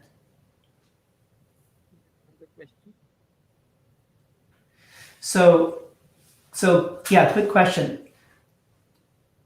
In the paper, I talk mostly about the semantic value of a word.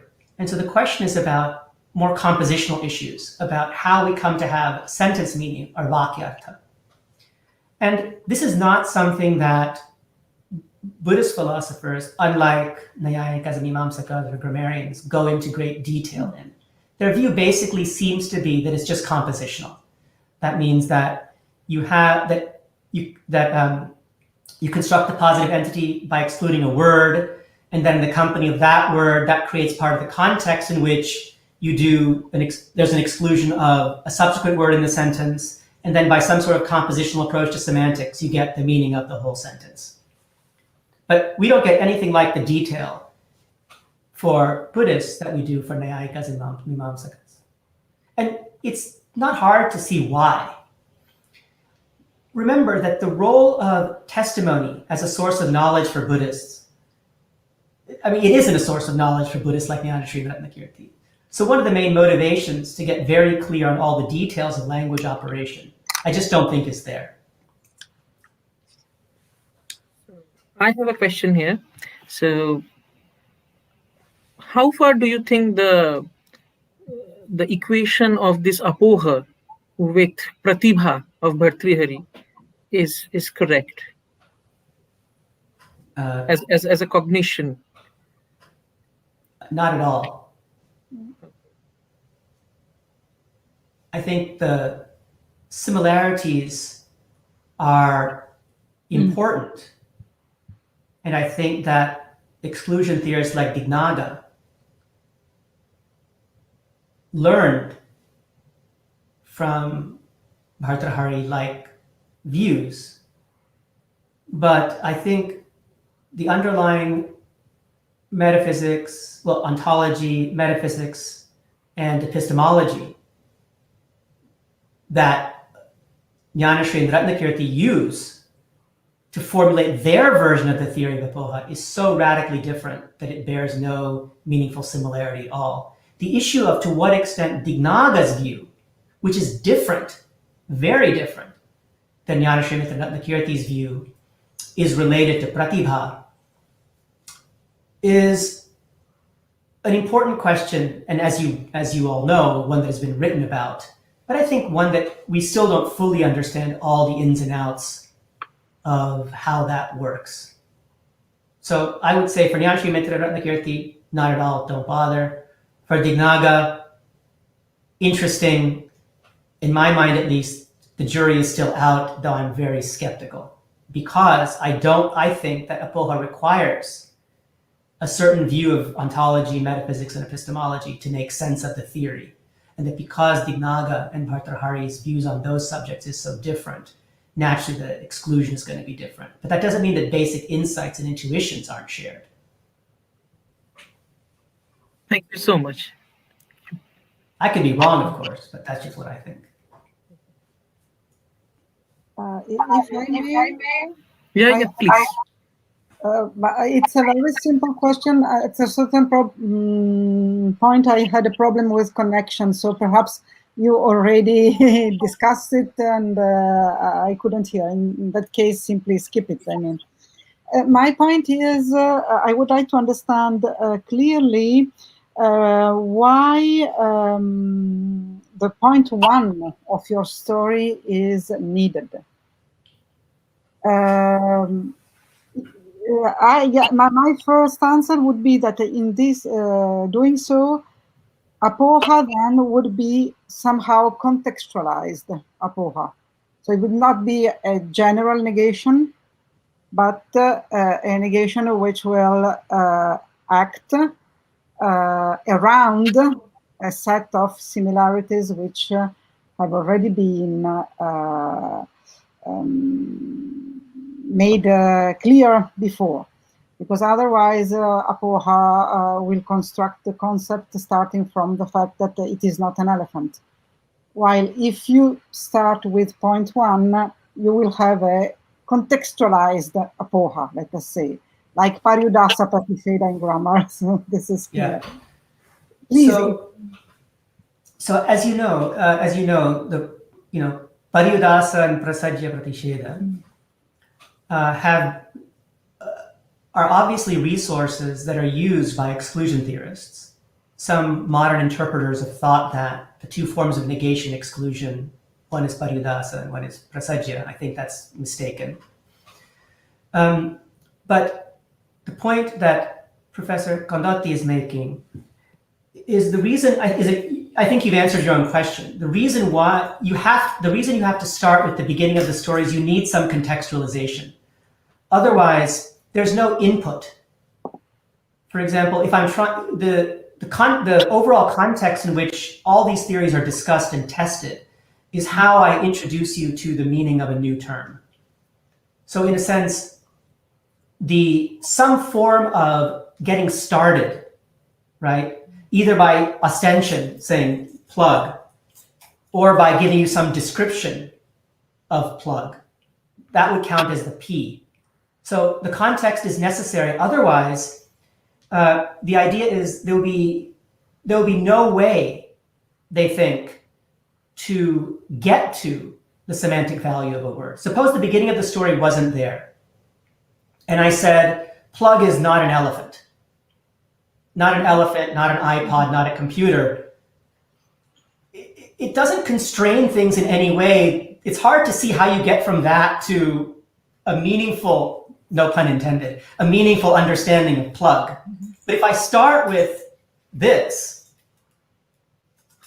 then, and the context, I think it automatically governs and guides and shapes both the dissimilarity class construction and therefore the similarity class exclusion. So I think you're right. There needs to be constraints. And what you refer to as context is exactly, I think, what that first part of the story is meant to provide. It's meant to provide context and therefore constraints, without which you couldn't have any meaningful construction of dissimilarity class, I think, as you point out. Mm-hmm. I think that's right.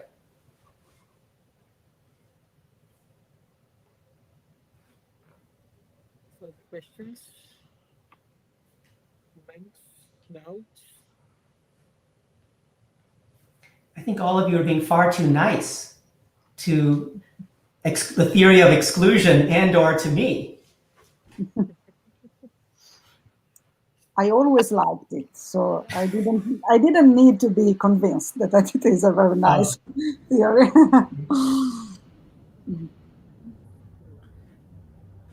Well, then maybe I will raise a criticism. Okay, go ahead, Elisa. Yeah, please. Yeah, I think, the main criticism has been addressed by you already while you were answering to Konstantina, namely that it can be, through apoha, you can come to the building blocks but you haven't run the first mile. You haven't even started running because language is not about the building blocks, it's about sentences. So even if we accept it, I mean, it seems to me that you can get to a very plausible account of how we come to have concepts, because there are constructs, etc., but it doesn't seem to me to be a linguistic theory. It seems to me more relevant on the epistemic level than on the linguistic level. As you know, apoha is, as I said, primarily a theory of content. So it's primarily a theory of understanding, of which understanding of language is one subpart. So you're right. So I don't think it would count against them to say that they have a theory of understanding, they haven't worked out the details of the theory of language, of linguistic meaning. But that said, it's a compositional approach, clearly, right? It's a compositional approach to semantics. They don't generally refer to akanksha, yogyata, sannidhi, right? They're not talking about different kinds of shaktis necessarily. Their resource is apoha, and one would have to work out in ways that they do not, whether we could use an apoha approach to develop a kind of compositional semantics for sentence meaning. So I think you're right. They don't go into great detail about that. But I don't think that means necessarily we couldn't do that. The last question that we can take for this session. Yeah, I think. Look, I think you're right. Remember, anyone who's interested in providing an account of what it is that we understand when we correctly understand the token utterance of a term in a language we're competent in, whether it's a word or a sentence, is going to be dealing with a very similar set of issues. As I said, they all have to satisfy the same criteria. So avapa and udvapa is one resource that some mimamsakas use to begin to address that issue. So so in a way, these are all different strategies of scratching the same itch.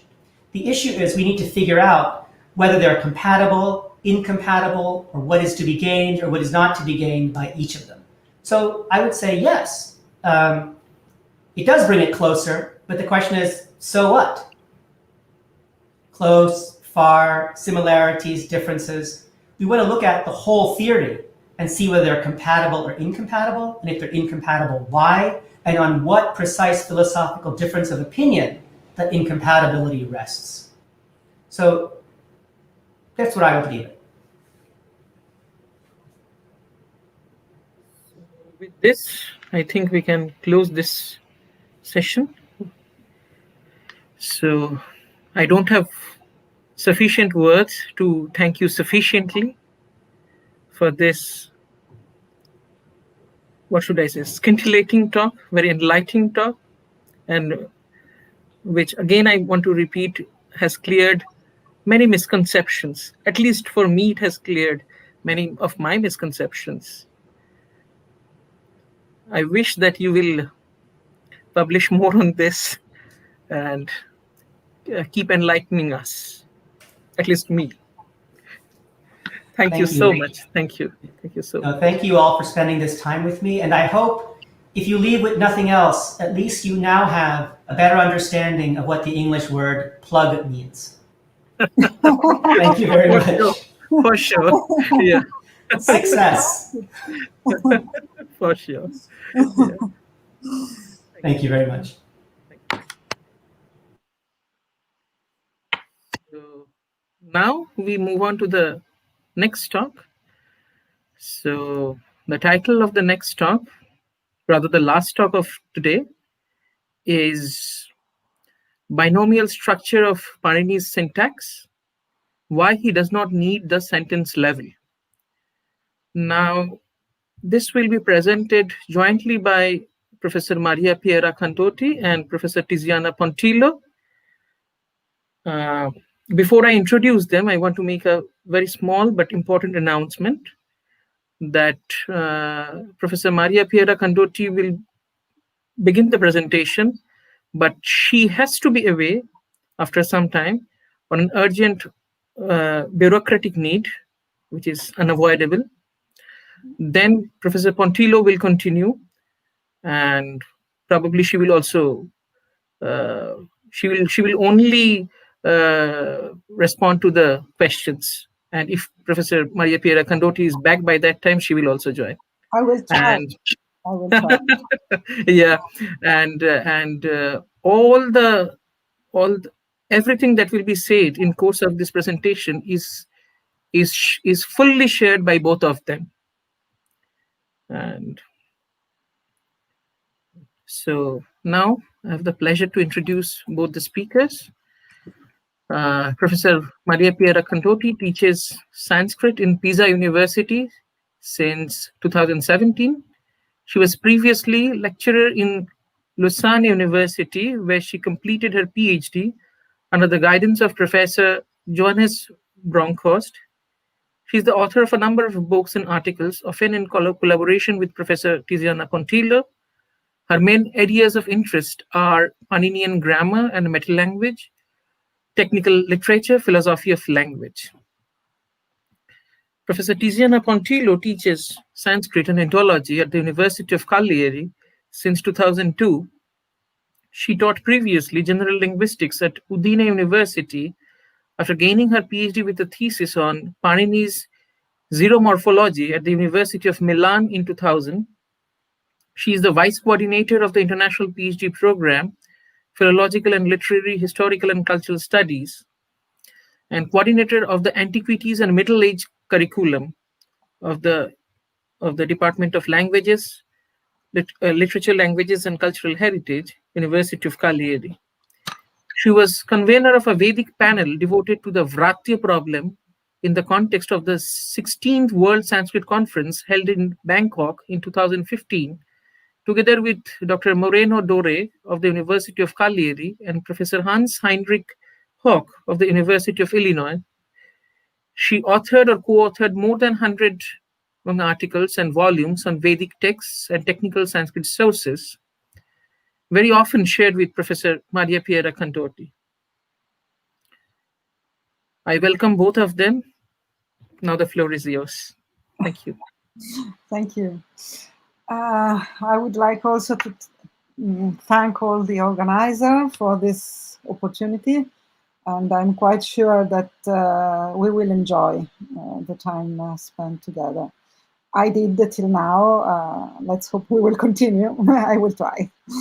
So what we will see now, it's the first step in the leap from the meaning of the word to the meaning or the concept of Vakya, sentence, which already is a problem which already was presented here, especially in the discussion. We will start from the very beginning. So from the concept of Vakya in Panini, better said, the almost complete absence of the concept of Vakya, sentence, in Panini, and how he could manage with his linguistic description without this concept that afterwards became so important also for grammarians, not only for other kind of language thinkers. I would like to share the screen. So let's see.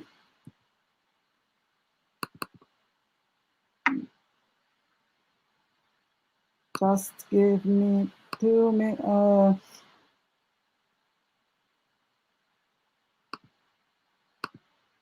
Yes. Can you see it?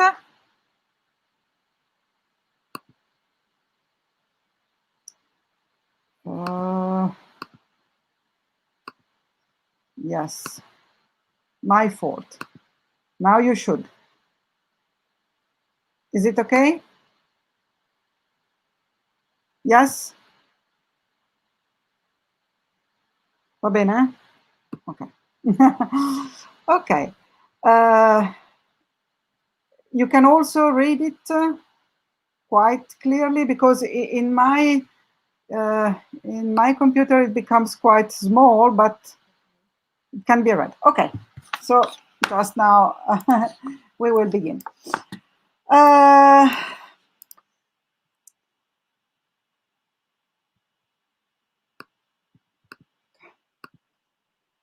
Starting from the end, in which sense? We know that Vakya, both from the syntactic point of view and from the semantic point of view, is a crucial concept. Let us say, at least from the philosopher Bhartrihari onwards, but from the grammarian point of view, we can also retrodate a bit this claim. It is a crucial concept to the point that, for example, this is just one example. We have the well-known two carikas from Bhartrihari's, which give us 8 definitions of what a sentence is. Just to have a look at them, Bhartrihari proposes that a vakya, a sentence, is a chiata, the verb or the action, what is constructed around the verb or the action. For other person, it may be shabda samgata, combination of word forms. For other person, it may be a jati, samgata vartini, a class inherent in the collection of words. Or eko anavayavaha shabda, a word form devoid of parts, maybe a krama, a sequence. Buddhyanusamriti, a grasping of all the meanings, probably in the intellect, in the buddhi, in the consciousness.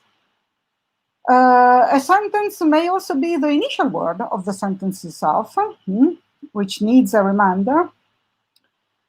Or a sentence may be each word, sarvam padam, pratak, taken independently, sapekshan, endowed with expectancy, so expecting the other words. This is against this statement, these 8 definitions, we can still see somehow hints from a much earlier grammarian, which is Katyayana. Katyayana, let us say more or less 3rd or 2nd before Christian era, but 3rd before Christian era, already gives us some definitions either of sentence or the 2 definitions of sentence you can see here in red.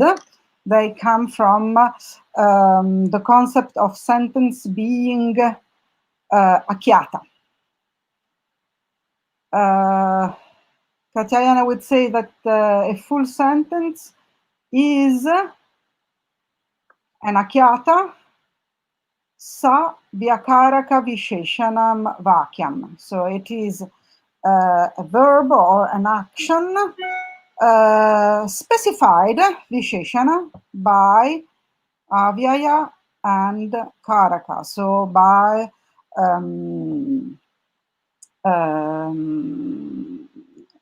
agent, agentive roles, and probably preverbs and adverbs, etc. And he says really specified, determined, visheshana, qualified. I would say specified. And then the second definition is given in the subsequent Vartika. It is well known. A vakyam is an ekatim, something which has only one finite verb, full verb. So so present, imperfect, etc., but not gerund, and so on and so forth. These are the two definitions of vakyam given from Katyayana.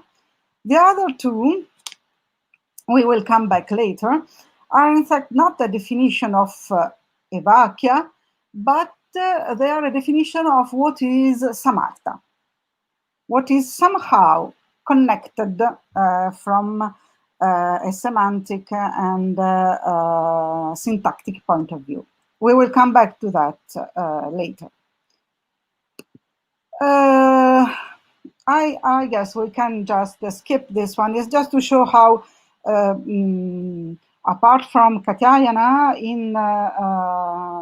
in Bhartrihari's 8 definitions, there is already a really complex background, a discussion between Akhanda Pakshin, Sakanda Pakshin, etc. So between different people who try to find their own definition of what a sentence is, how I can recognize it, how can I put the limits to the specific boundary of a vakya. This is our starting from the end, so from the 5th century of the Common Era. And if we come back to vakya in Panini, what do we find? Panini is, of course, the Mula text, the source text for Katyayana, for Bhartrihari, and it is at the basis of the competence of almost all the other philosophers of language that you may study. Yet in Panini, vakya exists, but it is quite a weak technical term. By weak, I mean it's not very much used, and in a sense that in a non-defined meaning. What we know about vakya sentence in Panini, it is, first of all, that so there are only 3 rules which use, 4, which use or derive this term. The first rule does not use the term vakya, but helps in accounting for it. And it is 7.367, sorry, Vachaha Ashabdasa Vinayam, where it is taught that a velar sound, k, g, etc., does not occur after the verbal base vach, when it is followed by a specific affix, so nyat, in the meaning of something other than a metalinguistic name, ashabda savya. Sorry, this should be read, there is no space between. It's a compound, a non-compound. This rule tells us that if you use this suffix, you obtain vachya in the meaning what or that must be expressed, more or less in the meaning of a determinant, an adjective if you want. But you obtain vakya in the meaning of sentence, that which is said or expressed, and this vakya is a shabda savya. It is a metalinguistic name. Thus, we can see that probably Panini knew of this technical term, but he does not use it quite often. He uses it in the context principally of accent, because accent has, in fact, a phrasal dimension. In the grammar of Panini, you generate the accent of the single words. When you put the words in a sentence, you may get sometimes another accent. So accent has a phrasal dimension, and we find two specific limits which seems important to Panini. It is the end of the sentence, vakyasya tehe. So here it is said that you use the udatta accent and the pluta length for the last vowel of a sentence, that part which begins with vakyasya tehe. And another context which is relevant, which we will not see here, it vakyasya adi, the beginning of the sentence. In those two places of a vakya, which is not defined here, you may have some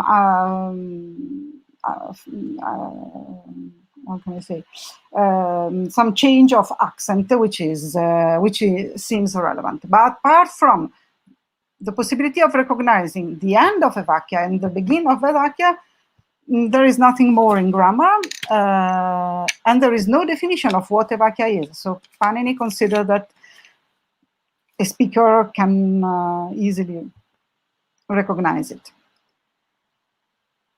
And so what are the tools that Panini may use for phrasal syntax?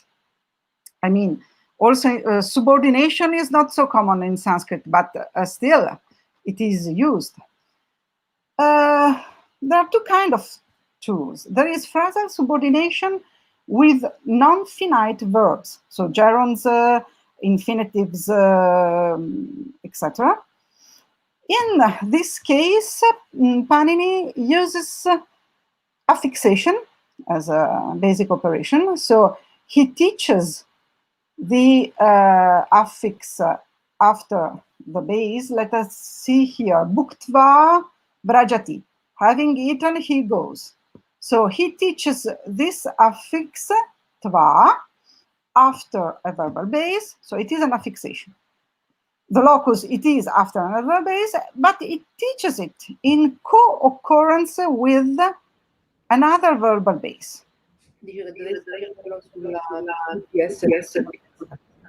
Sorry? What's the problem? Ah, okay. I'm sorry. I thought someone was speaking to me.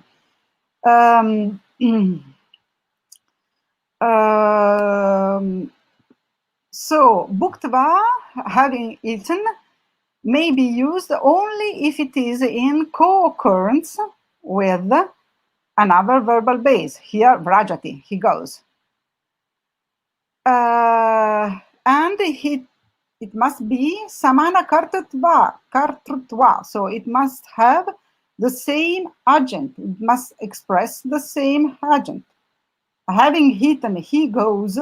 It is not that Devadatta has eaten and Yajnadatta goes. So the same agent.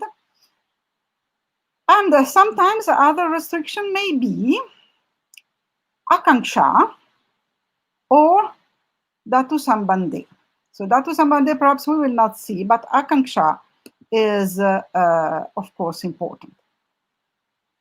For example, so by 331158, we have that the infinitive is taught in co-occurrence with verbal bases having the same agent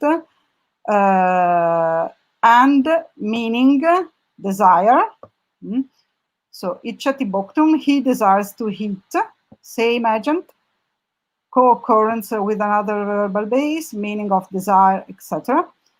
And bhuktva vrajati, after one of two verbal bases having the same agent in the meaning of a prior action.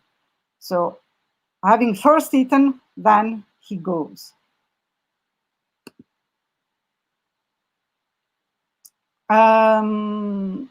Sometimes they are taught with an upapada, so with a co-occurrent necessary action. This upapada may be a verb, like shaknoti bhuktum, he can eat.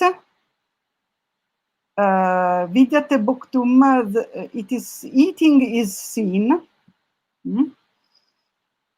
And sometimes with a name, kalo bhuktum, time to eat.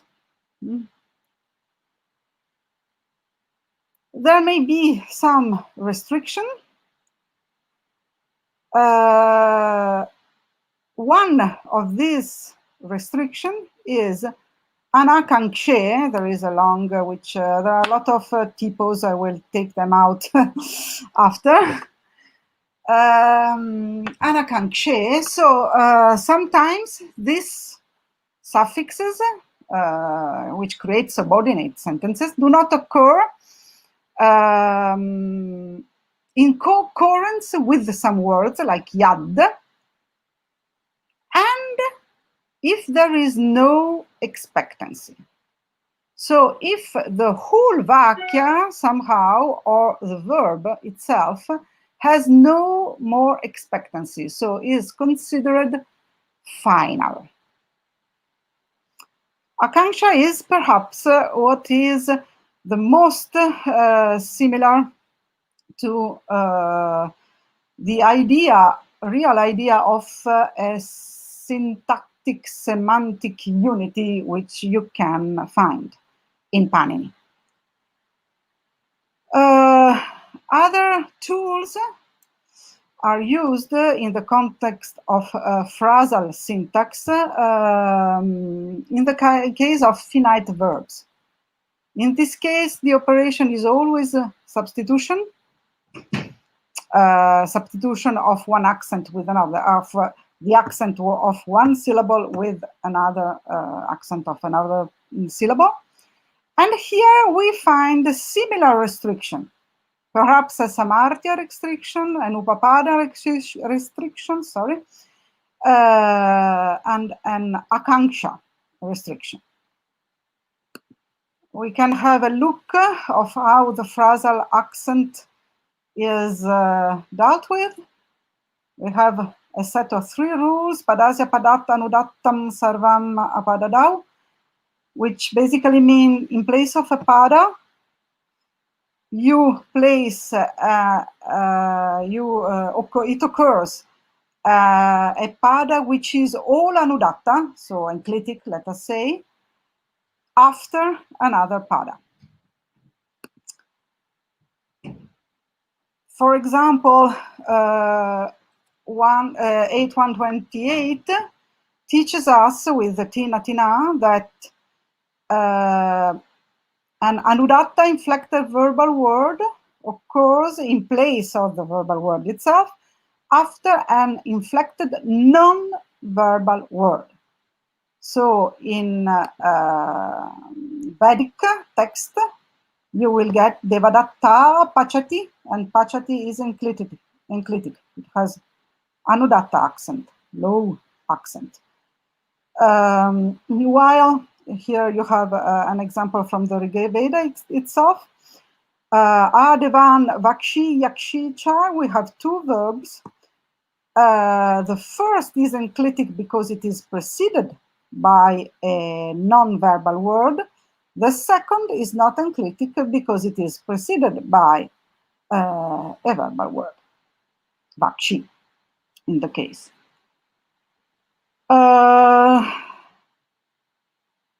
But this fact that the finite verb is enclitic happens also only in the primary sentences. Subordinate sentences do not show the same phenomenon. This is dealt with by, so this is really phrasal syntax, but it is dealt with by Panini, again, simply by an upapada restriction.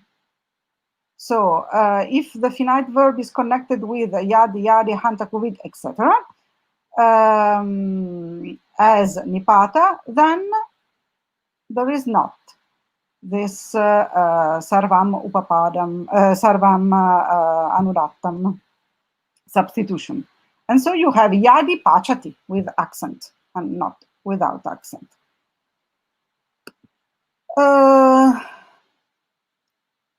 Again, we have akanksha sometimes, not very often, which may deal for accent in sentences which are considered as non-completed by the speaker. What we can notice here is that, in fact, at least at the level really of phrasal syntax, so of the syntax of phrase plus sentence, at the level of the period, at this level, Panini mainly uses concept and tools which he uses for syntagms. What I mean by syntagma, something like Rajnyaha Purushaha, two words which are linked together, which have the possibility of interacting from the syntactic and semantic point of view, but which are not a sentence. So the model of syntagmas is applied to sentences by Panini, is sufficient for him. In particular, we would like to show that there are two basic underlining notion, which are used by Panini in order to account for syntax, applied to simple syntagms, so binary, word plus word, but which can be used also to account for the sentence. The sentence would be, in this way, a kind of network of word-by-word relations.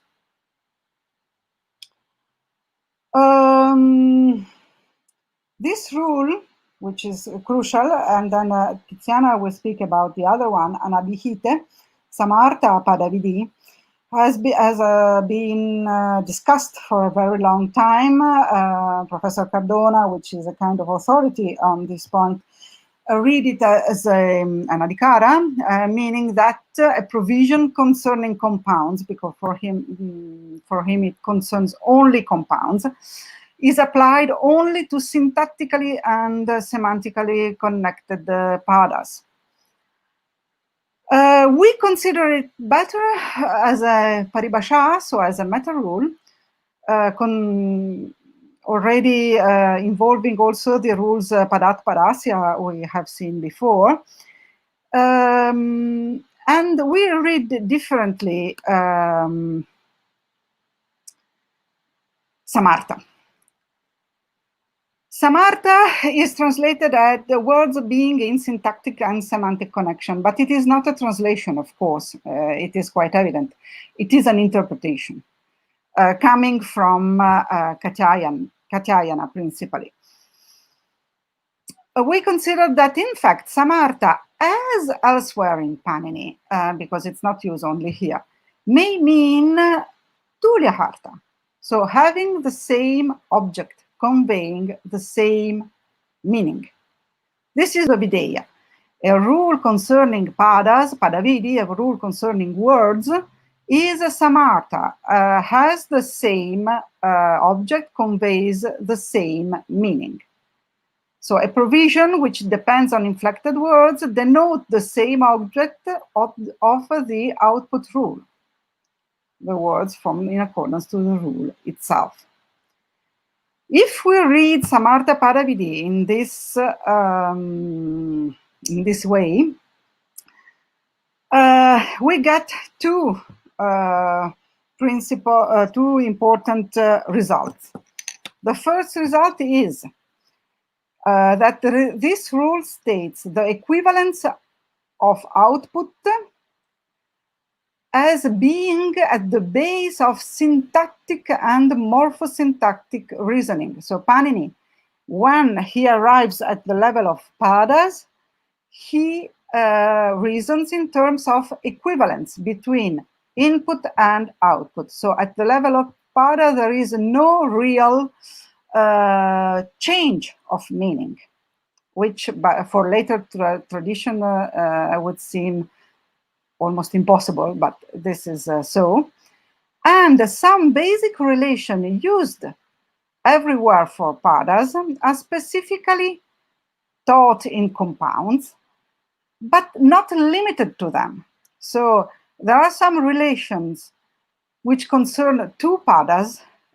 Most of them are spelled out in the compound section because there they are most important, but they must be considered as given in all the cases where we are working with two words. Equivalence, nilam utpalam alternates with nilotpala in compounds.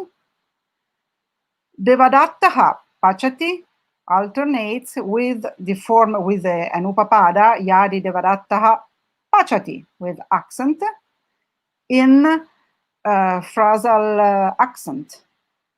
Both alternate and the meaning is supposed to be not identical, but at least equivalent. So this is my part. Tiziana will take the lead now.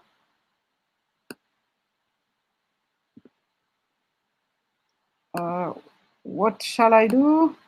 Oh.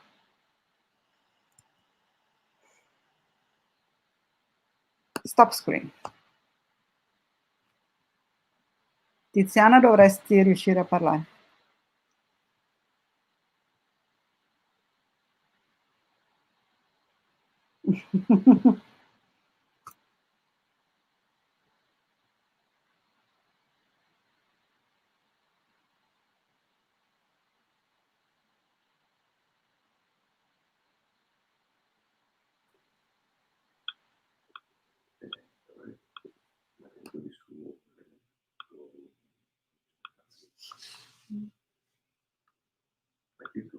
No, un attimo, non ho ancora condiviso.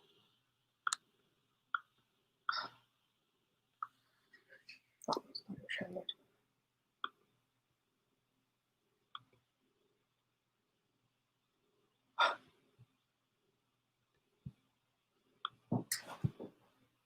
Is it fine now? Yes, it's okay. Can you hear me? Yes, we do.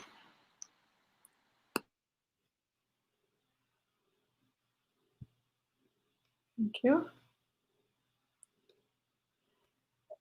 So, first of all, let me express again my gratitude, my personal deep gratitude to our host for inviting us to join them for this intriguing meeting. And in particular, my thanks go to Sudipta Munsi.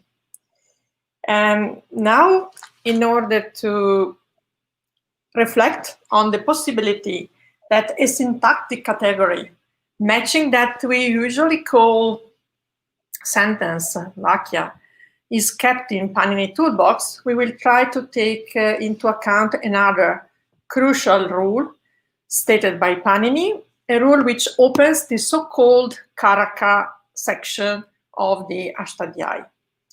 This rule consists of a single word that is anabhite, and it is a adding rule, a so-called adhikara, which exerts its influence up to the end of the section of the pada.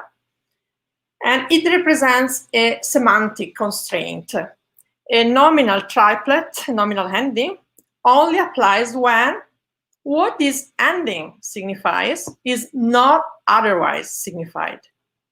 In other words, each given syntactic meaning can be expressed by the matching ending taught in this section of the grammar, but none of these meanings can be expressed by more than one nominal ending. In fact, the locative abhite, the singular locative anabhite, has to be construed with all the singular locatives that are used in this section from Karmani onward. Of course, the majority of rules in this section, governed by this semantic constraint anabhite, are Karaka rules, are devoted to assign a nominal ending to a given pratipadika, to a given nominal base, to convey a specific karaka, a specific factor of the action of the kriya. So one among the 6 karakas whose meanings are explained in other section of Panini's grammar, which is section 1.4. But even though the majority of rules are devoted to the karakas, we have to pay attention to a special attitude on the part of Panini, because yes, it is true that on the basis of the karaka system, we can realize that Panin, that grammar considered a sort of network, collected a network of maximum 6 karakas, so 6 words conveying this sense of karakas collected around a kriya, around an action. But we'll try today to show that Panini indeed preferably looked at mere binomials, mere pairs of inflected words, pair of padas, instead of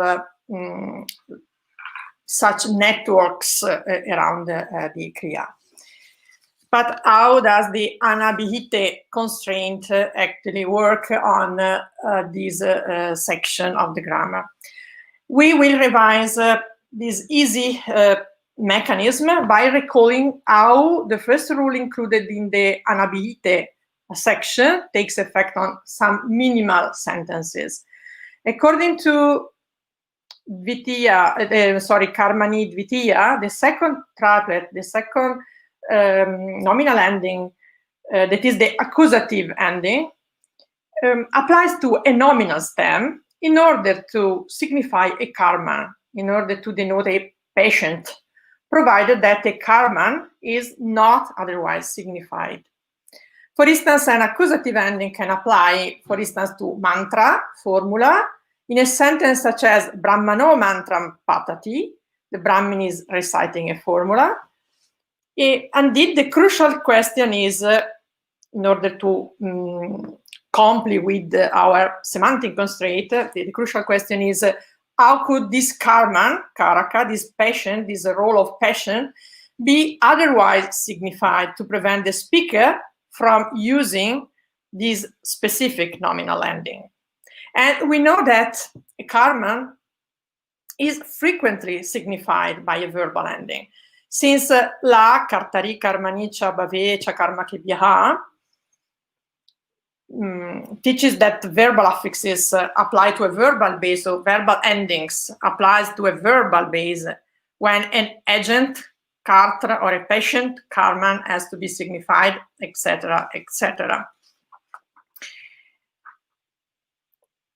So, according to la, karmani, cha, etc., in a sentence such as brahmanena mantraha patyate, that is in a karman-oriented sentence, like this, the verbal ending te of the present passive form patyate denotes the patient, the karman of the action to recite. And although less frequent in the second column, we can see that a primary derivative affix, a krit, such as the future passive participle or gerundive affix ya, also denotes a karman.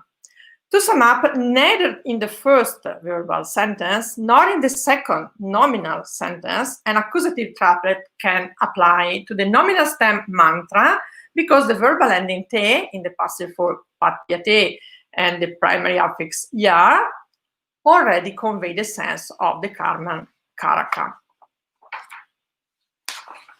Okay. If we come back to the aim of this section of the grammar, that is assigning nominal endings to nominal stems, the only relevant sentence is Brahmano Mantram Patati, where the nominal ending am signifies a Karman Karaka. In both the other two sentences, where the Karman is signified by something different from a nominal ending, that is when our semantic constraint, the anabhite constraint, takes effect as a prohibition. Our nominal stem mantra is somehow expelled from the Karaka system, is excluded from the Kriya, the action network. And it is compulsorily inflected in the nominative case instead of in the accusative case. Therefore, we say mantraha instead of mantram patyate. But two important questions arise. First of all, a classic question with an easy answer. Why in mantra patyate, mantra is not signified as an object? I mean, mantra plays the role of an object in relation with the verbal action part. So why is it not signified by an accusative ending? And second question, where such a risk of redundancy has to be avoided? Where the risk of redundancy against which the anabhite constraint has been formulated. So our question is, what are the limits within which, the boundaries within which the anabhite constraint does work? Why is Panini so sure that we will be able to understand what are these limits within which we have to check if the anabhite constraint does work or not? The answer to the easy question reads in such a way: Pratipadikarta linga parimana vachana matri pratama. So a first triplet that is singular, dual, and plural nominal endings occur when only meaning of the stem gender number is to be expressed. And as you can see, the first word of this long aphorism is divided into 5 segments. First of all, the purpose of mention, we are following the Mabasha commentary just to pick up something important in order to analyze this rule. The purpose of mentioning the word pratipadika is to apply the first ending to undeclinable, such as uchai and nichai, which cannot apparently be associated with gender and number. And then linga is used to be able to apply the first ending to feminine, masculine, neutral noun. The parimana granam then is discussed at length, but here there is a misunderstanding based on the term parimana, because Patanjali believes that parimana is mentioned so that a nominative can apply to a nominal stem that doesn't convey the sense of the stem itself, but so to say a metonymic sense. For instance, the bucket, the wooden bucket, the drona, can denote the rice contained in this bucket instead of the bucket itself. But yes, this was a misunderstanding, and then after some time, for instance, the Spande's translation corrected this traditional but amazing interpretation. And here Patanjali goes on with the Vachana segment. He mainly focuses on the problem of number, which is already denoted by the lexemes themselves. For instance, when a lexeme like a numeral eka, dva, dvi, etc., or some other lexeme such as bahu are used. So we clearly realize that Patanjali applies the anabhite constraint not exclusively to the karakas, but even to the other meanings denoted by the nominal endings, number included, as we can see. In the second line, in the slide we are projecting now, the matra granam is taken into account. So Patanjali explains that the matra is used so that the nominative endings can only convey these, meaning gender and number, and not these pieces of semantic information when they are karma adi vishishte, so when they are qualified by the meaning of karma, etc., by the karaka, all that karaka signify.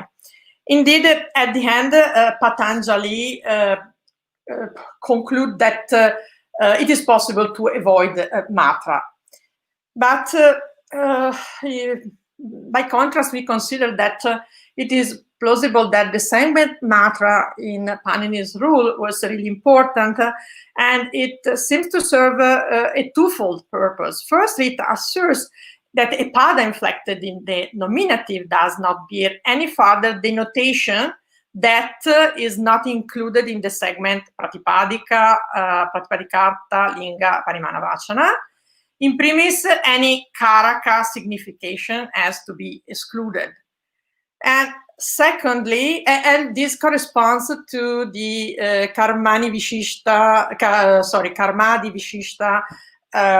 exclusion explained by Patanjali. Secondly, matra, indirectly, implies that what is signified by the first ending also represents the minimum of signification conveyed by any other case ending. That is, an amount of signification shared by all the case endings. In other words, the case endings matching the karakas, but also matching their shesha, their remainder, and thus genitive ending included, all the other case endings, as they are taught by the relevant rules in chapter 2.3, so in this section governed by the semantic constraint anabhite, all the other case endings only apply if something exceeding the pieces of information mentioned in Pratipadikata, Linga, Parimana, Vachana, Matre has to be conveyed. While commentaries seem to consider an extended sentence when they test the good functioning of the wording of this rule, of this Pratama Vibhakti rule, Panini indeed seems to stay sticky to a binomial every time. It seems to instruct us to look at what is taught in each rule, what is the specific meaning to be conveyed by a nominal ending, and ultimately it forces us to react when we realize that the same meaning could be conveyed by something else than the nominal ending. Without preferences, in our opinion, if we want to use a Karman-oriented verbal sentence, we have to give up applying an accusative ending to that which is, however, the patient of that action. If we select a Carter-oriented verbal sentence, we'll be allowed to apply an accusative for the patient, and so on. So the syntactic unit to be taken into account seems to be strictly this pair of inflected words, this pada, this combination of two padas. But before concluding on this rule, let us concentrate on the relationship between this rule and the adhikara anabhite. We have already seen these couple of examples, Brahmano mantra patyate and Brahmano mantra patati, where the nominatives mantra and Brahmana are referring to an abhita karaka. That is to a karaka, which is a factor of the action, I call the meaning, which is already expressed. So these two nominatives express it is better to say refer, of course, to an abhita karaka, a karaka which is already expressed. Thus, we can realize why Cardona, on the basis of this constraint, an abhite, maintains that the expression of karakas by nominal endings is made subordinate to their expression by verbal affixes. Nonetheless, as we already hinted at, we cannot see any hint at such a hierarchy with the verbal sentence at the top of this ranking. It rather seems that there is more than one option, and inside each single option, there are some limits to be respected. And on the contrary, we can notice, thanks to Deshpande, for instance, that while it is possible to derive a purely nominal sentence without a finite verb, no finite verb can be derived in Panin's system without assuming its coreference with at least an understood nominal. What is the principle to which Deshpande is set here?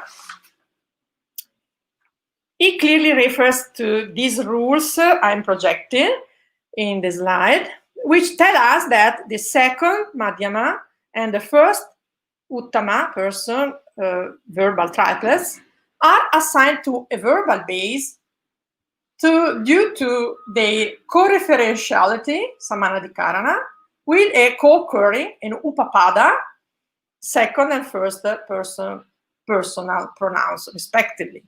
Even when such a pronoun is not overtly expressed, that is, when it is a staniny, it is a placeholder to be substituted by zero. For instance, the verbal ending si applies to patasi because it is co-referential to the second person pronoun yusmat, here singular tvam, according to 14102. And so we are seeing how important is the relation between the two constituents of such binomial. Up to here, we have been reflecting on the syntactic relation and on the semantic idiosyncratic interactions between a nominal pada and a verbal pada. But there is a further detail in the framework of this latter. I mean, what about the redundancy? What about the anabhite constraint, once again? If any meaning expressed elsewhere cannot be expressed twice, how we can accept that the singular number is expressed twice in these two binomials, Brahmano patati and in Tvam patasi? How can we comply with the right assigning of the nominative ending according to Pratipadikarta Linga Parimana Vachana Matre Pratama? The singular number is in fact already expressed by the verbal form. It seems that it is a violation of the anabhite principle, at least if we stay with one of the common interpretation of the long compound of the questioned rule, that is with the translation by Speyer, Time, Kipaskin, Stahl, Bronkhorst, who translate the whole rule as if Pratipadikarta were an upasarjana, Pratipadikarta, the segment Pratipadikarta, were an upasarjana genitive constituent that combines with Linga Parimana Vachana. The first case only serves to signify the gender and number of the thing designated by the words-used form, the Pratipadika.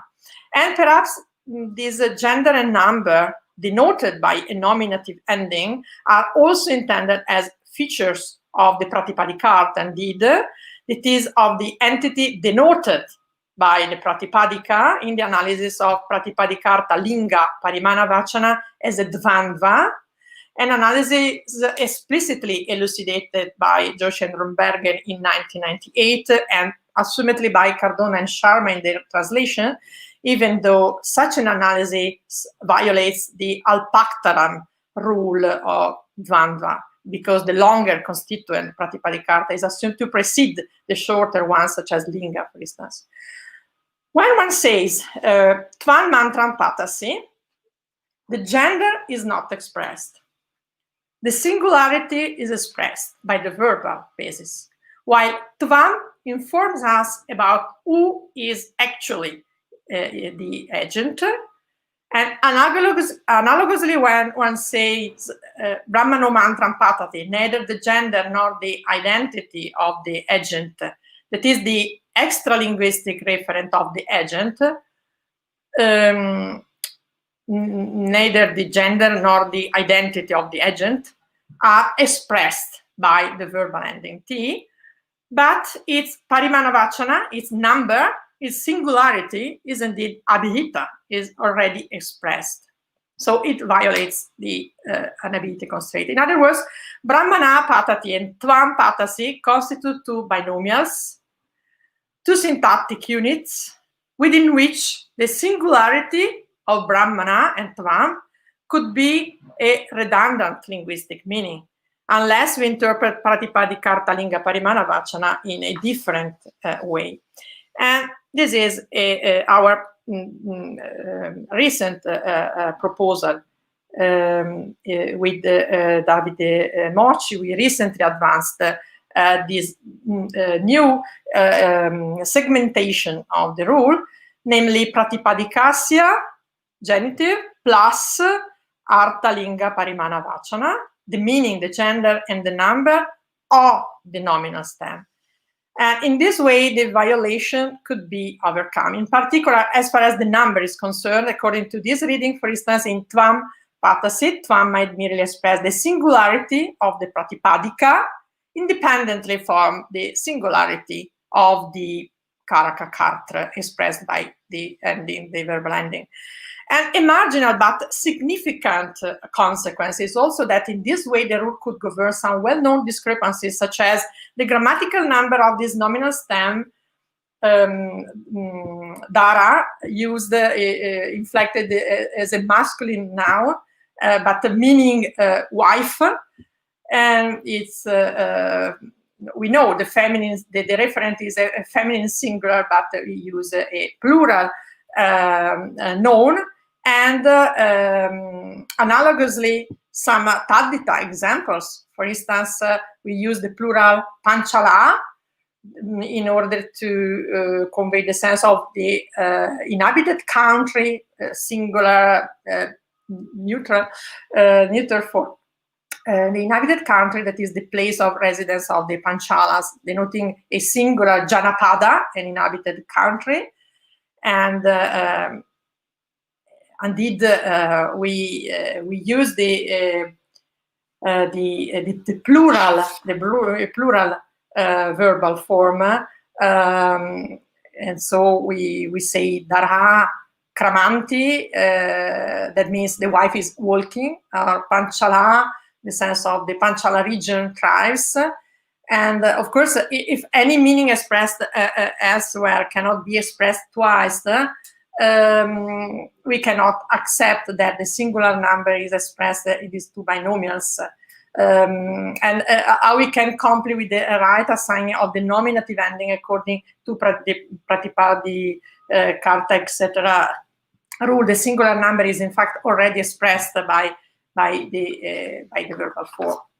But consistently with the rules teaching to assign the Purusha Vibhakti, the verbal ending that we have just seen, the final number of the verbal form and of the binomial will be determined by the nominal constituent. We will be forced to say Dara Kramanti, even though the referent is self-evidently singular and starting with the verbal form and the expression of the agent, we wouldn't manage to use a plural form. If we say that the nominative is assigned to express the meaning, the gender, and the number of the pratipadika, we can manage to form this phrase. As you can see, in this way, there is no redundancy, but above all, we understand that beyond the procedure of assigning the endings, be they verbal or nominal, or better, alongside such an affixation procedure, something more is requested. The two constituents of our binomial need to be tuned to each other to attain the right signification. Elsewhere, this mutual tuning is governed by the Karaka system, which accounts for relations between nouns and actions, and consequently between nominal endings conveying Karakas and verbal forms. In all these latter examples, this mutual tuning is something which we could call agreement in linguistics, the agreement. The two constituents are co-referential, samanadikarana, and the specific relation is a samanadikaranya relation.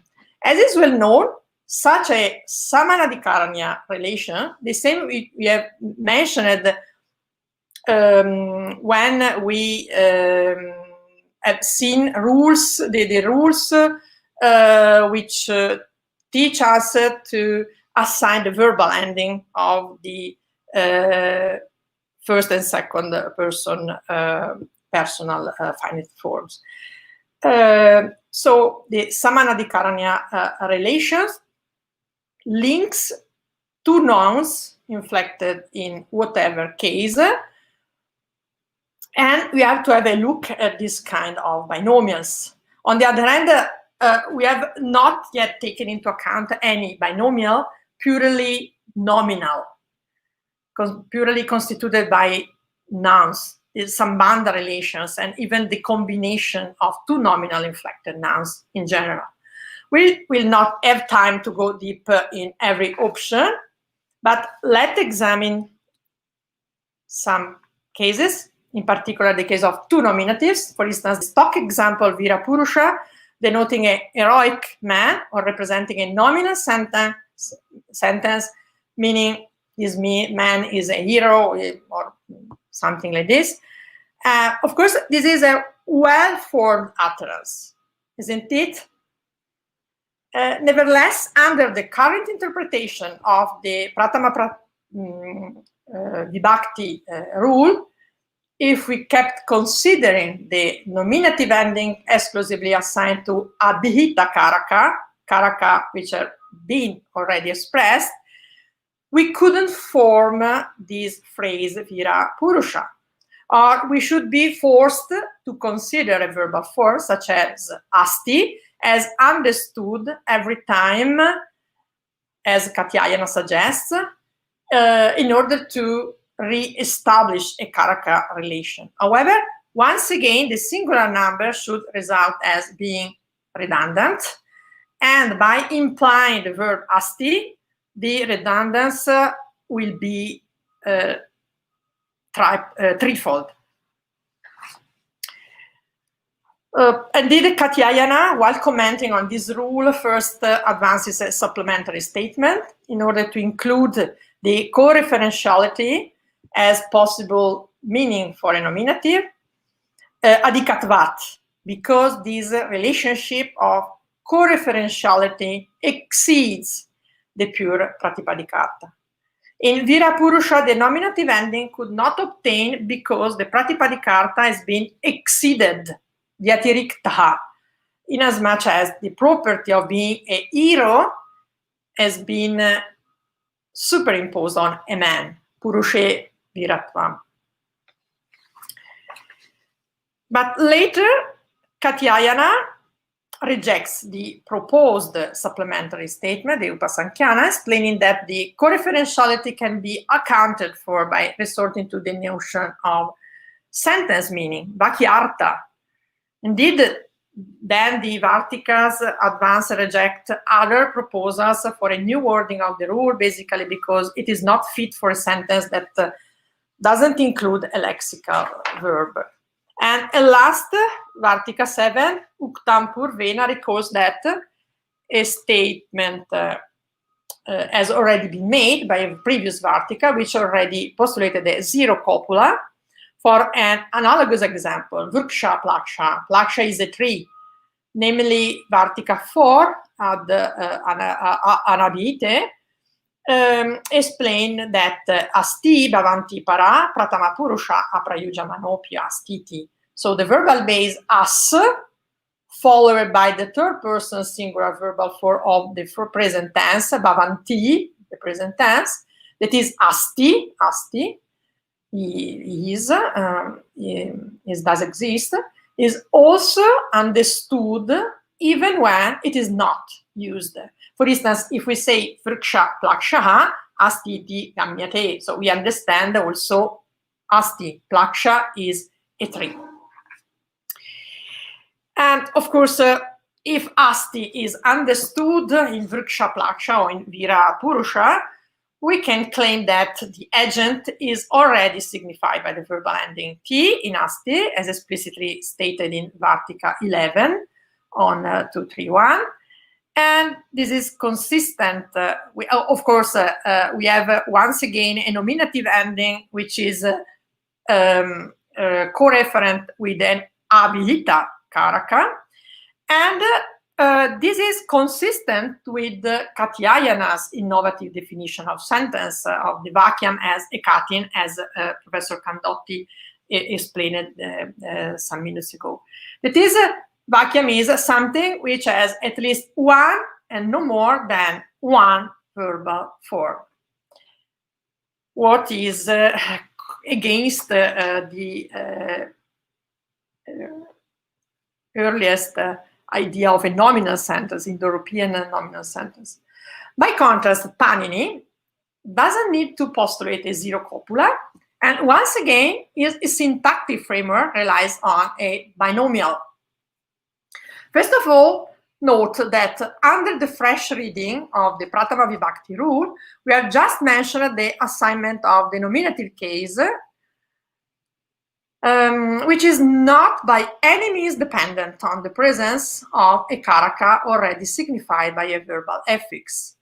Moreover, in our interpretation, there is no redundancy in the number signification in both the nominal constituents of vira purusha or nilam utpalam, and even in a phrase such as chandro mukha, a face which is a moon with different gender for the two nominatives, which is tolerated, as, for instance, explicitly stated by Vamana in his auto-commentary on the Kalyalankara.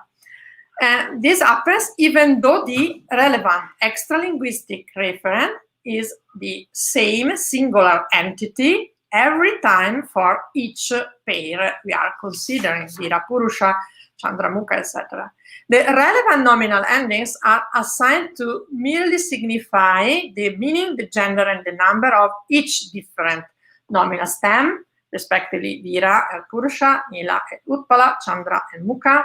Then, as far as the relation between the two nominatives is concerned, it is the relation between the two constituents of these binomials. The karaka system cannot help us, but we can understand that their relation is that of co-referentiality, samanadikaranatva, on the basis of the first rule we analyzed, that is samartha padavidi, the overall optionality between compounds and their meaning equivalent strings made up of two inflected words, according to Subsa Supa 214, implies that the relation holding at the level of a compound also hold at the level of the string matching this compound, and the other way around. Therefore, Virapurusha, Chandramukam, and Nilam Utpalam are respectively the strings matching the Karmadarya compound, Mukhachandra, that moon of a face, Virapurusha, a man who is a hero, and Nilopala, whose constituents are co-referential in compliance with 2149, explaining Samanadikaranina, Samanadikaranina, etc. The co-referentiality relationship holding between Chandra and Mukha in the compound Mukha Chandra must also obtain between Chandra and Mukha in the phrase Chandro Mukham. In other words, we could assume that the final meaning conveyed by these two padas is determined not on the basis of the Pratama Vibhakti rule, but by relying on the equivalent compounds which presuppose a well-formed analytical phrase. We understand that the qualified qualificant Visheshana Visheshena relationship puts in relation the two constituents and constitute the binomial. Therefore, an adhikatva, an additional meaning emerges when these two nominatives are used side by side, and it depends on that Katyayana calls the Vakyartha, and in Panini's grammar depends on the binomial made of two inflected words, biverbal or nominal padas, which constitute its reference syntactic unit, the combination of two padas. The Vyatireka between Vira and Purusha in the phrase Vira Purusha exclusively relies on such a combination of two padas. And on the other hand, even when you use two nouns inflected in whatever case ending, for instance, when we say Viraya Purushaya Namaha, I will honor this man who is a hero, it is clear that we assign the two nominative endings twice to both the nominal stems independently from each other, but then, due to the anabhite constraint, will be forced to recognize an additional meaning in one of the two padas, I guess in Vira, in Viraya. And once again, we'll have access to the coreferentiality relation, which overcomes the anabhite constraint, through the Samartha Padividi rule. And as you can see, that will have access to the coreferentiality once again independently from the procedure of assigning endings I used. Here the Karaka system, and when I have two nominative used side by side, I used a completely different way, and exactly rule 2346. At last, let us concentrate just 1 minute on the prototypical Sambandha relation. Patanjali asserts that in a phrase made up of a qualifier plus a qualificant inflected noun such as Rajna Purusha, for instance, Rajna Purusha Kramati, there may be the risk that Purusha does not convey the pure Pratipadikarta, the pure meaning of the nominal base, but an additional sense given by its qualifier. In this way, the risk is that we cannot assign the nominative ending because it doesn't comply with our 2346 rule.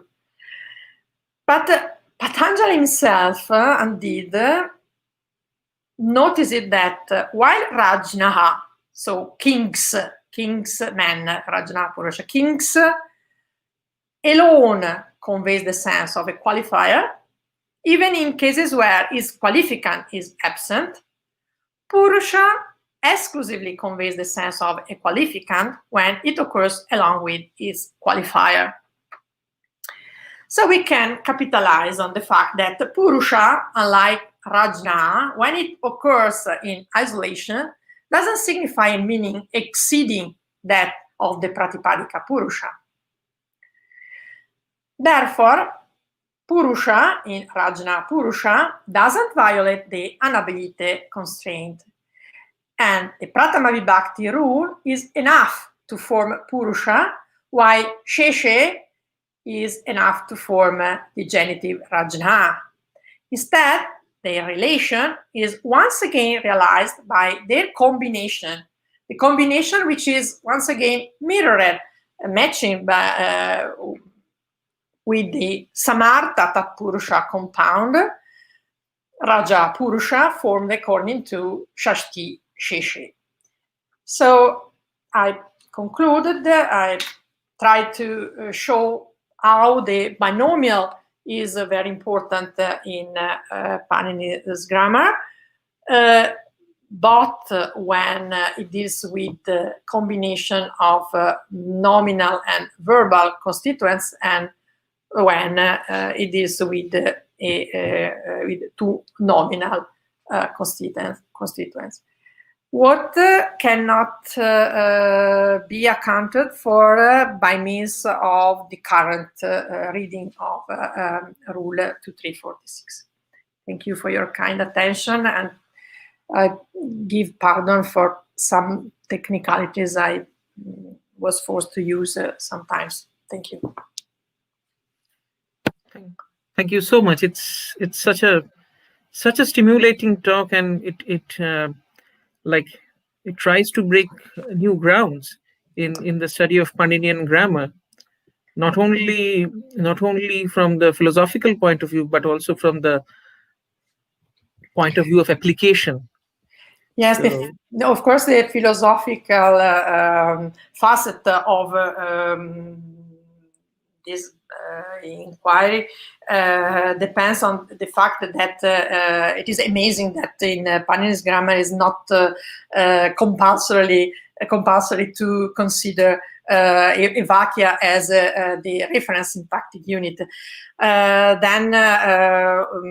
Yes, you have to admit that before reflecting on the idea of Evachia or his substitute, the binomial, we have to understand why we maintain that the Evachia is not a central.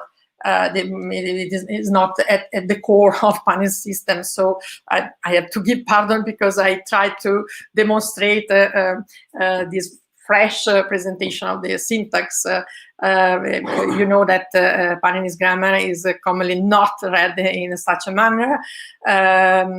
Several proposals have been here presented or for the first time or for the second time. So I discussed at length this proposal. Thank you.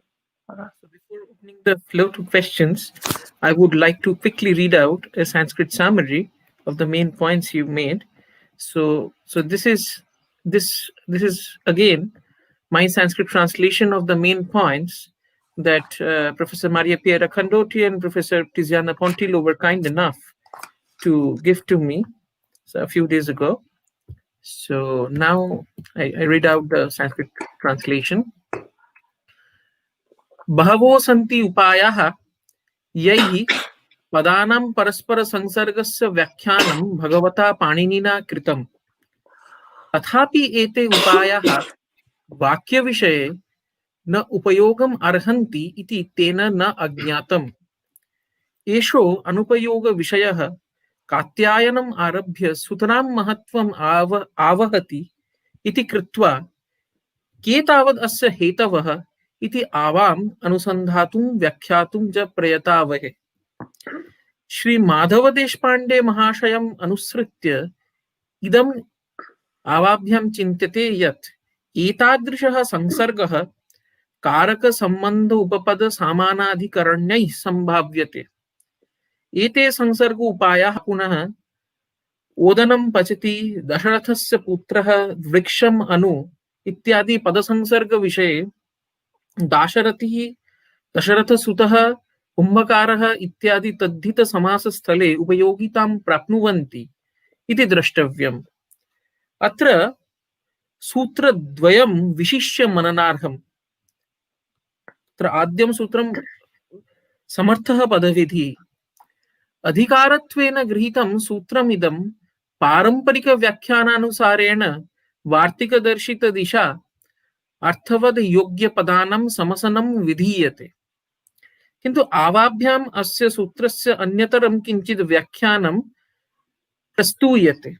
अस्मन् मते पाणिनिमात्रदिशा व्याख्यातं चेत् परिभाषात्वेन ग्राह्यमिदं सूत्रं समासतद्धितान्त ऐकशेषादि घटकपदानाम् अर्थसाम्यं विधत्ते। तथा हि एतानि समासतद्धित ऐकशेष लब्धानि पदानि समानार्थक शब्दजातैर् विकल्प्यन्ते। अनभिहिते इति द्वितीयं सूत्रम्। एतत् सूत्रं सुविभक्तिं तदैव विधत्ते यदा तद्विभक्तिवाच्यं न अन्यथा उक्तं भवति। अनुशासनम् इदं कारकं सम्बन्धं चेति द्वयमपि विषयीकरोति, पदानाम् अन्योन्य सापेक्षत्वं च जनयति। तत्र कारकविषये तिङ्कृद् अन्यतरवाच्या क्रिया षड्भिरेव सुविभक्तिभिः सह संसृष्टुं शक्नोति इति जानीमः। सा च क्रिया विशेषत्वेन तदनुशासनं सर्वाधिकम् अवकाशयति। भगवतः पाणिनेः वीरः पुरुषः इति द्वैधव्याकृतिर् विशेष्य विशेषणभावगर्भा विधेयत्वेन तिङन्तमात्रस्य अपरिहार्यतां निराचष्टे। समर्थसूत्रव्याख्यानावसरे तत्र भवता कात्यायनेन पाणिन्यनुगुणपदार्थसंसर्गः कश्चित् प्रास्तूयत परस्परव्यापेक्षा इति। एकार्थीभावरूपम् आर्थिकफलैक्यम् आश्रित्य अपि संसर्गस्य नवीना काचन अवधारणा तेन तात्प्राथम्येन अवतारिता। अस्य आद्यवार्तिकचतुष्टयस्य पर्यालोचनाद् वाक्यस्य अपराणि लक्षणानि अपरैः प्रस्तुतानि व्याख्यातानि च इति वाक्यपदीयात् स्फुटीभवति। So now the floor is open to questions. Yes, Professor Pala. So once again, mine is not a question, but an external remark, if you may. So Yep.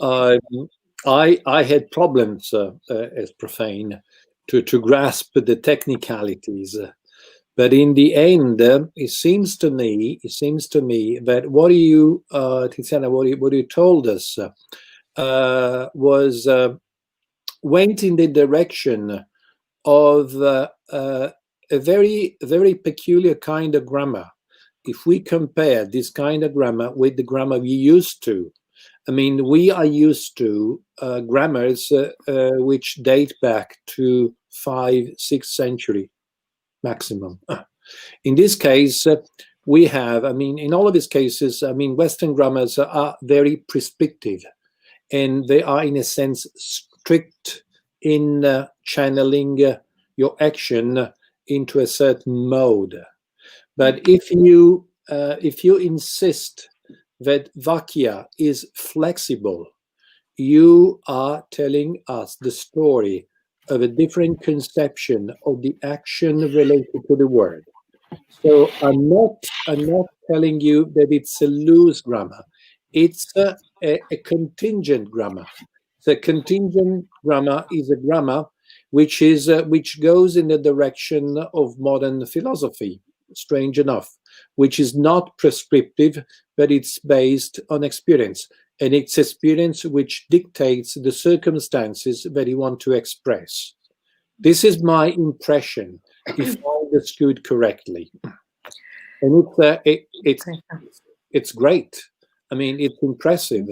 It's not a detail. I mean, it's a totally different worldview.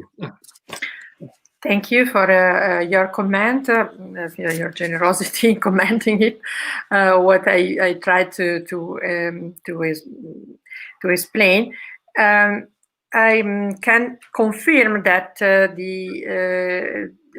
this spatial orientation of this grammar is that we can call a distributional grammar, and the variationist grammar. So what is really important is to read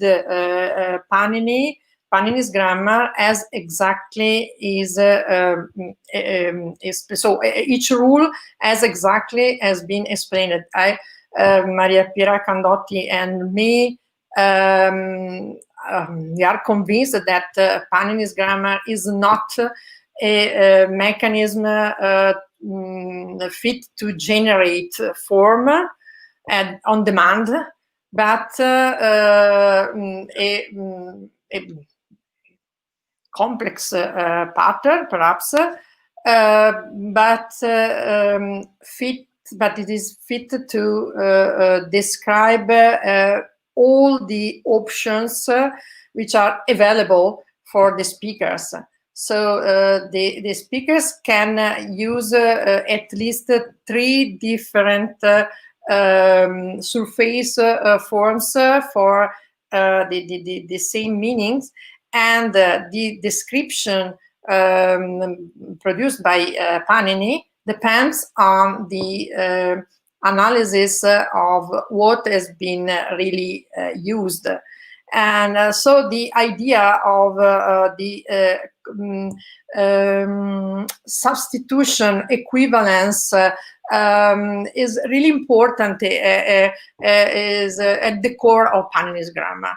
The idea that, for instance, when Professor Candotti starts with explaining the Vedic accent and the sandhi phenomena, some affixation, some substitution, the sense is in a philosophical perspective, within a philosophical perspective, that something is equivalent with something else.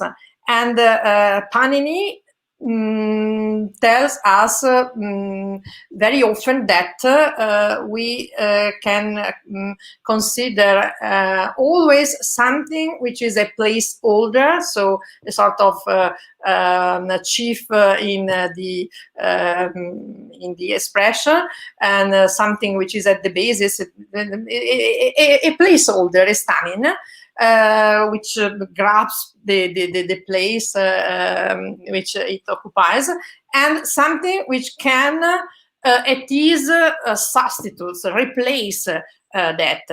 This is an important, a crucial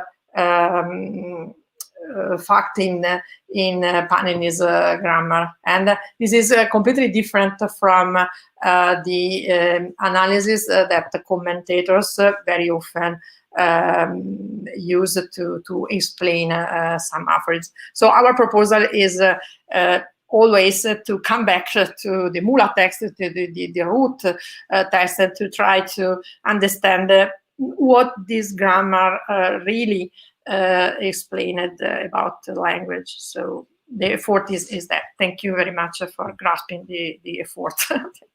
Well, the key word is immanence. It is immanent. Exactly. Yeah. Thank you. Really. Thank you very much. I have 2 related questions.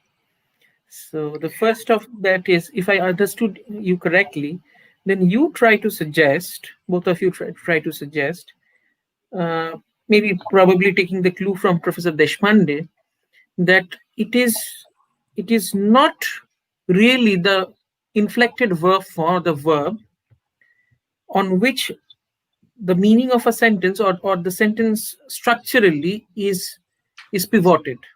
Is Structurally pivoted. Yeah. Its pivot does not lie in the verb, but in the non-verbal constituents of a sentence, namely the nominals. Okay. So then a related question is, do you think that this somehow goes against the generally accepted view, philosophical view, that kriya is the sadhya element of a sentence, that is the thing to be brought about, and not the already accomplished instruments, means the nominal, which bring the sadhya or the kriya or the action about? Yeah. Yes, of course, I cannot deny, we cannot deny that the Caracas system, and so the Kriya, the action, is at the core of a big part of the syntactic relation. So this is impossible, absurd to demonstrate. But in our opinion, we have to consider that the verbal action is not always at the top of the ranking of segments of language. And if we take into consideration that Panini is a Vedic author, I believe that it is incredible that one can maintain that the nominal part of the syntax was not so important, because we know that above all in late Vedic sources, it is so important the nominal sentence, the identification. We need to have some tools to express the identification, and the identification is conveyed by a nominal sentence, not by, or at least by a nominal phrase, but a combination of nouns, not verbal forms. On the other hand, I know that also on the Vedic point of view, it is very important the agent, all the participants into the event, into the sacrificial event in the Kriya, and so we cannot take apart and we cannot neglect the fact that the Kriya, the sacrificial action for antonomy is very important. And also with Deshpande, we can consider that when Panini segments the reality of the action in agents, patients, etc., in the Karaka, is so sticky to the sacrificial arena reality. So the prototypical agent is a masculine noun because the Yajamana is a masculine noun, is conveyed by a masculine noun, and so on. So I of course, I have to persuade that nominal padas were important, but I cannot neglect the verbal action, of course. But this is accepted, or on the contrary, it is so clear that verbal actions is important. And this brings me to the next question, that you mentioned this Mahabhashya passage on the Vartika, Yadatra Adhikyam Vakyartha Saha, which we have discussed a lot already. Yes, during this summer, this discussion took very long. And in this context, my question is, in this context, do you understand adhikya as being the same as the linguistic head of a sentence meaning, or you understand it something differently? Yes, with Maria Piera Candotti, we consider that the adhikatva, both in the phrase Virapurusha and in the phrase Rajnapurusha, the adhikatva, so this additional meaning, something which exceeds the compositionality of the two padas, depends on the combination. So that is why it is so important, Samartha Padavidhi, in our opinion, because this is the key which allow us to go inside a new repository of syntactic relations, which are not explained on the basis of the common sentence, phrase, etc., but only inside the compounds in the section of compounding.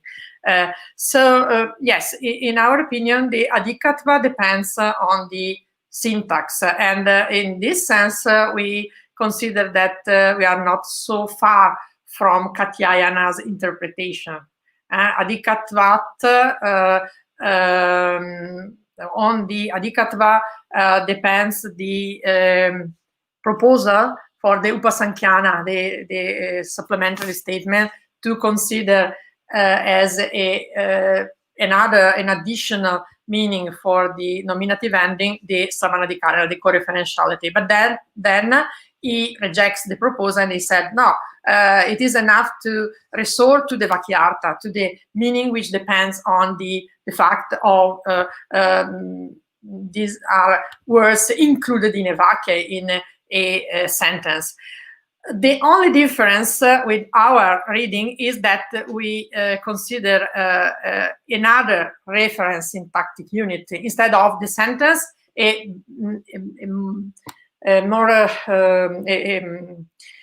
smaller unit, the binomial.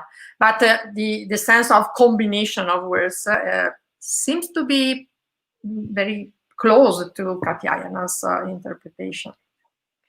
And on a very comparative note, I would like to mention very briefly that probably this concept of Vyapeksha and Yogyata, this was, I think, I have this certain brainwave, that this was somewhat reused in the formulation of the definition of pada in Navya Nyaya as Shaktam Padam.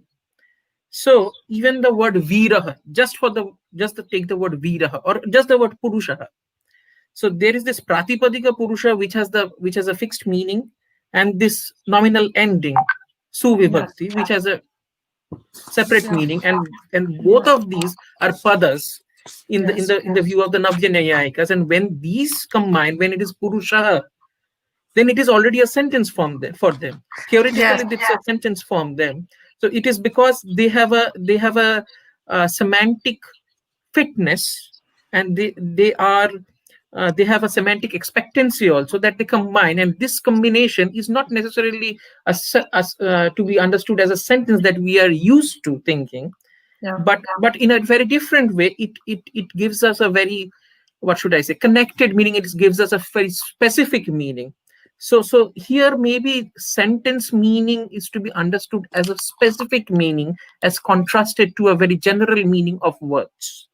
Yes, in fact, we know that also the smaller unit in Panini's grammar, the pada is subtinanta padam, the definition, so that we know that also the meaning of a inflected word in itself depends on a merging of two parts, so a binomial internal of the pada once again. So I think that is a really important observation. Thank you so much for noticing this. Thank you so much for the excellent talk. And with this, we come to the end of today's session. So I have really no words to thank you adequately, both of you adequately. And not only to you, but also to all the members, all the speakers, and also the audience for their patience, and for the excellent questions and the clarification that emerged out of these questions. So tomorrow we are meeting at 5 p.m. Indian Standard Time. That is 12:30 p.m.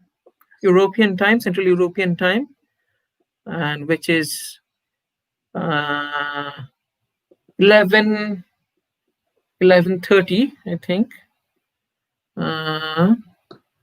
It should be 11:30, I think so.